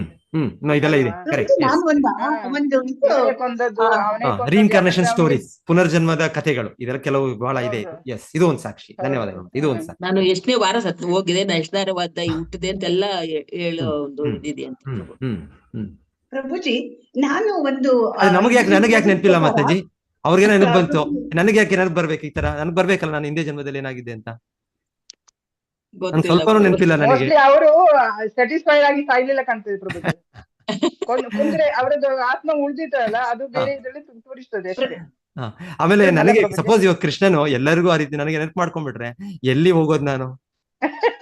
ಈ ಜನ್ಮದಲ್ಲಿ ನನಗೆ ನನ್ನ ಫ್ಯಾಮಿಲಿ ಇದ್ದಾರೆ, ನನ್ನ ಫ್ರೆಂಡ್ಸ್ ಇದ್ದಾರೆ, ನನ್ನ ಹೀಗೆ ಹಿಂದೆ ಜನ್ಮದವರು ನೆನಪು ಬಂದ್ಬಿಟ್ರೆ ಎಲ್ಲಿ ಹೋಗೋದು? ಇಲ್ಲ, ಇನ್ನೊಂದು ಜನ್ಮದಲ್ಲಿ ಬಂದ್ರೆ ಕೃಷ್ಣ ಈ ತರ ನಮ್ಗೆ ಎಲ್ಲ ನೆನಪು ಮಾಡ್ಬಿಟ್ರೆ ಆ ಜನ್ಮ ಈ ಜನ್ಮ ಇವರು ಎಲ್ಲಿ ಹೋಗೋದು ನಾನು? ಯಾರನ್ನ ನೋಡ್ಕೊಳ್ಳೋದು, ಯಾರನ್ನ ರೆಸ್ಪಾನ್ಸಿಬಿಲಿಟಿ ತಗೊಳ್ಳೋದು? ಪ್ರಭುಜಿ, ಒಂದೇ ಆತ್ಮ ಇರುವಾಗ ಇನ್ನೊಂದು ಆತ್ಮ ಹೋಗಕ್ಕೆ ಸಾಧ್ಯ ಉಂಟು ಅಂತೇಳಿ ನಾನು ಓದಿದೀನಿ. ಯಾಕೆ ಗೊತ್ತಾ ಪ್ರಭುಜಿ? ಅವ್ ಇರೋ ಆತ್ಮ ತುಂಬಾ ವೀಕ್ ಆಗಿದ್ರೆ, ದಟ್ ಈಸ್ ವೆರಿ ವೀಕ್ ಆಗಿದ್ರೆ, ಇನ್ನೊಂದು ಆತ್ಮ ಹೋಗಿ ಅಲ್ಲಿ ಆಕ್ರಮಣ ಮಾಡ್ಬೋದಂತೆ. ಈಗ ನಾವು ದೆವ್ವ ಪಿಸಾಚಿ ಎಲ್ಲ ಹೇಳ್ತೀವಲ್ಲ ಪ್ರಭುಜಿ, ಅದು ನಿಜ ಅಂತ ಹೇಳ್ತಾರೆ. ಅಂದ್ರೆ ನಿನ್ನ ಆತ್ಮ ತುಂಬಾ ವೀಕ್ ಆಗಿದ್ರೆ, ಸೊ ಇನ್ನೊಂದು ಆತ್ಮ ಬಂದು ಅದು ಕಾಯ್ತಾ ಇರುತ್ತಂತೆ. ಅಂದ್ರೆ ಆತ್ಮಗಳು ಸಿಗತ್ತಲ್ಲ, ಸೊ ಆತ್ಮ ಅದಕ್ಕೆ ಅದು ಆತ್ಮ ಓಡಿಸ್ತಾರಲ್ಲ, ಇದೆಲ್ಲ ಅದು ನಿಜ ಅಂತ ಹೇಳ್ತಾರೆ. ಅದು ನಿಜ, ಅದು ಒಂದು ಸಾಕ್ಷಿ. ಅದು ಒಂದು ಸಾಕ್ಷಿ, ಕರೆಕ್ಟ್. ಈ ರೀತಿ ಹೌದಪ್ಪ, ಹೌದು. ನಾನು ಸುಮಾರು ಕಡೆ ಇದನ್ನ ಕೇಳಿದೀನಿ ಸಹ, ಮತ್ತೆ ಒಂದು ಇದ್ರಲ್ಲಿ ಓದಿದ್ದೀನಿ ಸಹ. ಅದೇ ಹೇಳ್ತಾರೆ, ಅದೇ ಆತ್ಮ ವೀಕ್ ಆಗಿದ್ದಾಗ ಇನ್ನೊಂದು ಆತ್ಮ ಬಂದು ಸೇರಕ್ ಸಾಧ್ಯ ಇದೆ. ಪಿಸಾಚಿ ಇದೆಲ್ಲ ಹೇಳ್ತಾರಲ್ಲ, ಅದು ಇದೆ. ಯಾಕೆಂದ್ರೆ ಆತ್ಮಕ್ಕೆ ಅಂದ್ರೆ ಅದಕ್ಕೆ ಹೇಳುದು, ಆ ಒಂದು ಆತ್ಮವನ್ನು ನಾವು ತುಂಬಾ ಇಟ್ಕೋಬೇಕು. ಕೆಲವೊಂದ್ಸರಿ ಗೊತ್ತಾಗಲ್ಲ. ಈ ಮಕ್ಕಳಿಗೆಲ್ಲ ಬಾಲಗ್ರಹ ಎಲ್ಲ ಬರುತ್ತಲ್ಲ ಪ್ರಭುಜಿ, ಬಾಲಗ್ರಹ ಅಂತೆಲ್ಲ ಬರುತ್ತಲ್ಲ, ಅದ್ ಹಾಗೆ ಅಂತೆ. ಅವ್ರ ಆತ್ಮ ತುಂಬಾ ಮಗು ಅದು ಹುಟ್ಟಿದಾಗ ಆತ್ಮ ಇದ್ದಿದ್ದಾಗ ಇನ್ನೊಂದು ಆತ್ಮ ಅದು ಇದ್ ಮಾಡ್ತಾ ಇರ್ತಂತೆ. ಸೊ ಆ ಆತ್ಮ ಬಂದು ಅದನ್ನ ಆಕ್ರಮಣ ಮಾಡುತ್ತೆ, ಇನ್ನ ಸ್ಟ್ರಾಂಗ್ ಆಗಿರೋ ಆತ್ಮ ಬಂದು. ಸೊ ಅದಕ್ಕೆ ಮತ್ತೆ ಅದನ್ನೆಲ್ಲ ಪರಿಹಾರ ಎಲ್ಲ ಮಾಡ್ತಾರೆ. ಸೊ ಆತ್ಮ ಬರಕ್ ಸಾಧ್ಯ ಉಂಟು. ಯಾಕೆಂದ್ರೆ when we are very weak, ಆತರ ಆತ್ಮ ವೆರಿ ವೀಕ್ ಆದ್ರೆ ಇನ್ನೊಂದು ಸ್ಟ್ರಾಂಗ್ ಆಗಿರೋ ಆತ್ಮ ಬಂದು ಸೇರ್ಕೊಳ್ಳುತ್ತೆ ಅಂತ. ಇದಿದೆ ಭೂತ ಪ್ರೇತಗಳಿಗೆ ಅಂದ್ರೆ ಅವರ ದೇಹ ಇಲ್ಲ ಅವ್ರಿಗೆ, ಅದ್ರ ಇಚ್ಛೆಗಳಿದೆ, ಆಸೆಗಳಿದೆ ಅವ್ರಿಗೆ. ಸೊ ಹಾಗೇನ್ ಮಾಡೋದು? ಹಾಗೇನ್ ಮಾಡೋದು? ಇದ್ರ ವೀಕ್ ಇರೋ ಇದ್ರ ಮೇಲೆ ಅವ್ರ ದೇಹನೇ ಪ್ರವೇಶಿಸಿ ಅವರು ಕಂಟ್ರೋಲ್ ತಗೊಳ್ಬಹುದು. ಹೌದು, ಇದೆ. ಅದ್ರಲ್ಲೂ ಬ್ರಹ್ಮರಾಕ್ಷಸ ಅಂದ್ರೆ ತುಂಬಾ ಶಕ್ತಿ ಇರುತ್ತೆ ಅವ್ರಿಗೆ. ಬ್ರಹ್ಮರಾಕ್ಷಸ ಪ್ರೇತಗಳಲ್ಲಿ, ಭೂತಗಳಲ್ಲಿ ಅವರು ಏನಿವೆ ಬೇರೆ ಬೇರೆ ಪ್ರೇತಗಳಲ್ಲಿ ಬಹಳ ವೆರೈಟಿ. ಅದ್ರ ಬ್ರಹ್ಮರಾಕ್ಷಸ ಯಾರು ಬ್ರಾಹ್ಮಣನಾಗಿ ಸಪೋಸ್ ಅವ್ರೇನೋ ಪ್ರೇತ ಆಗ್ಬಿಟ್ರೆ, ಭೂತ ಆಗ್ಬಿಟ್ರೆ, ಅವರು ತುಂಬಾ ಶಕ್ತಿ ಇರುತ್ತೆ ಅವ್ರಿಗೆ. ಕೆಲವು ಇನ್ಸಿಡೆನ್ಸ್ ಇದೆ ಈ ರೀತಿ. ಇದು ನಾವು ಭಕ್ತರು ಹೋಗಿ ಅಲ್ಲಿ ಸಂಕೀರ್ತನೆ ಮಾಡಿದ್ರೇನೋ, ಇಲ್ಲಾಂದ್ರೆ ಶಿಲ ಪ್ರಭುಪಾದರು ಶುದ್ಧ ಭಕ್ತರ ಒಂದು ಇದನ್ನ ಕೀರ್ತನೆ ಹಾಕೋದು. ಆಗ ಆ ಮಕ್ಕಳು, ಕೆಲವು ಮಕ್ಕಳಾಗಿ ರಾತ್ರಿ ಅಳ್ತಾನೆ ಇರುತ್ತೆ ಅಂತ ಹೇಳ್ತಾರೆ. ಆದ್ರೆ ಈ ತರ ಹೋಗಿ ಪ್ರಭುಪಾದರು ಇದೆಲ್ಲ ಹಾಕ್ಬಿಟ್ರೆ ಮತ್ತೆ ಇಲ್ಲ ಮಗುವುದು ಏನೋ ಅಂದ್ರೆ ಆ ಭೂತ ಪ್ರೇತಗಳನ್ನ ಓಡಿಸ್ಬಿಟ್ರು ಅನ್ಸುತ್ತೆ ಪ್ರಭುಪಾದರ ದಿವ್ಯವಾಣಿ. ಇವನ್ ಪ್ರಭುಪಾದರೆ ಲಂಡನ್ ನಲ್ಲಿ ಮಾಡಿರಲ್ಲ ಪ್ರಭುಜಿ. ಲಂಡನ್ ನಲ್ಲಿ ಅವರು ಹೋದಾಗ ಚರ್ಚ್ ಅಲ್ಲಿ ಒಂದು ಚರ್ಚ್ ತಗೊಂಡಿರ್ತಾರೆ, ಅದನ್ನ ಜಾನ್ ಲೆನನ್ ಅವರ ಎಸ್ಟೇಟ್, ಬೀಟಲ್ಸ್ ಅವ್ರದ್ದು ಫಸ್ಟಿಗೆ ಅವರ ಇದ್ರಲ್ಲಿ ಕೊಟ್ಟಿರ್ತಾರೆ ಅವರು, ಜಾನ್ ಲೆನನ್. ಸೊ ಅಲ್ಲಿ ಕೊಟ್ಟಿರ್ತಾರೆ, ಅಲ್ಲಿ ಪ್ರಭುಪಾದರು ಹೋಗಿ ಅಲ್ಲಿ 1 ಗಂಟೆ ಕಾಲ ಜೋರ್ ಸಂಕೀರ್ತನೆ. ಸೊ ಹೇಳ್ತಾರೆ, ಆಮೇಲೆ ಜೋರ್ ಮಳೆ ಏನೋ ಬರುತ್ತೆ ಅನ್ಸುತ್ತೆ, ಬಂದು ಅದೆಲ್ಲ ಕುಸಿದು ಕೂಡ ಏನೋ ಆಗುತ್ತೆ, ಅಂದ್ರೆ ಎಲ್ಲ ಹೋಗ್ಬಿಡುತ್ತೆ ಎಲ್ಲ ಭೂತ ಎಲ್ಲವೂ ಕೂಡ. ನಗರ ಕಲಿಯುಗಕ್ಕೆ ನಾವು ಯುಗ ಧರ್ಮ ಹರೇ ಕೃಷ್ಣ ಮಂತ್ರವನ್ನು ನಾವು ಮಾಡಿದ್ರೆ ಇದೆಲ್ಲವೂ ಕೂಡ ಅವ್ರಿಗೆ ಇಂಟ್ರೆಸ್ಟ್ ಇಲ್ಲ. ಅವ್ರಿಗೆ ಭೂತ ಪ್ರೇತಗಳಿಗೆ ಹೋಗ್ಬಿಡ್ತಾರೆ. ಇವಾಗ ಸಂಕೀರ್ತನೆ ಇಲ್ಲೇ ಒಂದೊಂದ್ಸಲ ಏನೋ ನಡೀತಾ ಇರೋದು, ನಾವು ಸಂಕೀರ್ತನೆ ಸ್ಟಾರ್ಟ್ ಮಾಡಿ ಯಾರು ಇರ್ತಾರೆ? ಭಕ್ತರು ಮಾತ್ರ ಇರ್ತಾರೆ, ನಿಲ್ತಾರ ಅವ್ರು, ಕೇಳೋಣ ಅಪ್ಪ ಹರೇ ಕೃಷ್ಣನ. ಇಲ್ಲ ಭಕ್ತರ ಅವರು ಸಾಕು, 1 ನಿಮಿಷ ಅವ್ರನ್ನ ನಮಸ್ಕಾರ ನೋಡೋಗ್ಬಿಡ್ತಾರೆ. ಭೂತ ಪ್ರೇತಗಳಿಗೆ ಅವ್ರಿಗೆ ಆಗೋದೇ ಇಲ್ಲ ಅದು ಅವ್ರಿಗೆ. ಇಲ್ಲ ಅಂದ್ರೆ ಇದ್ರೆ ಅವ್ರು ಪರಿಶುದ್ಧರಾಗ್ತಾರೆ, ಅವ್ರು ಕೂಡ ಮುಕ್ತಿ ಸಿಗುತ್ತೆ. ಹರೇ ಕೃಷ್ಣ, ಧನ್ಯವಾದಗಳು ಮಾತಾಜಿ. ಇದು ಕೂಡ ಒಂದು ಸಾಕ್ಷಿ. ಎಸ್, ಸೊ ಎಷ್ಟು ಸಾಕ್ಷಿಗಳಿದೆ ನೋಡಿ. ಕೆಲವು ಸಾಕ್ಷಿಗಳು ಮಾತ್ರ ನಾವು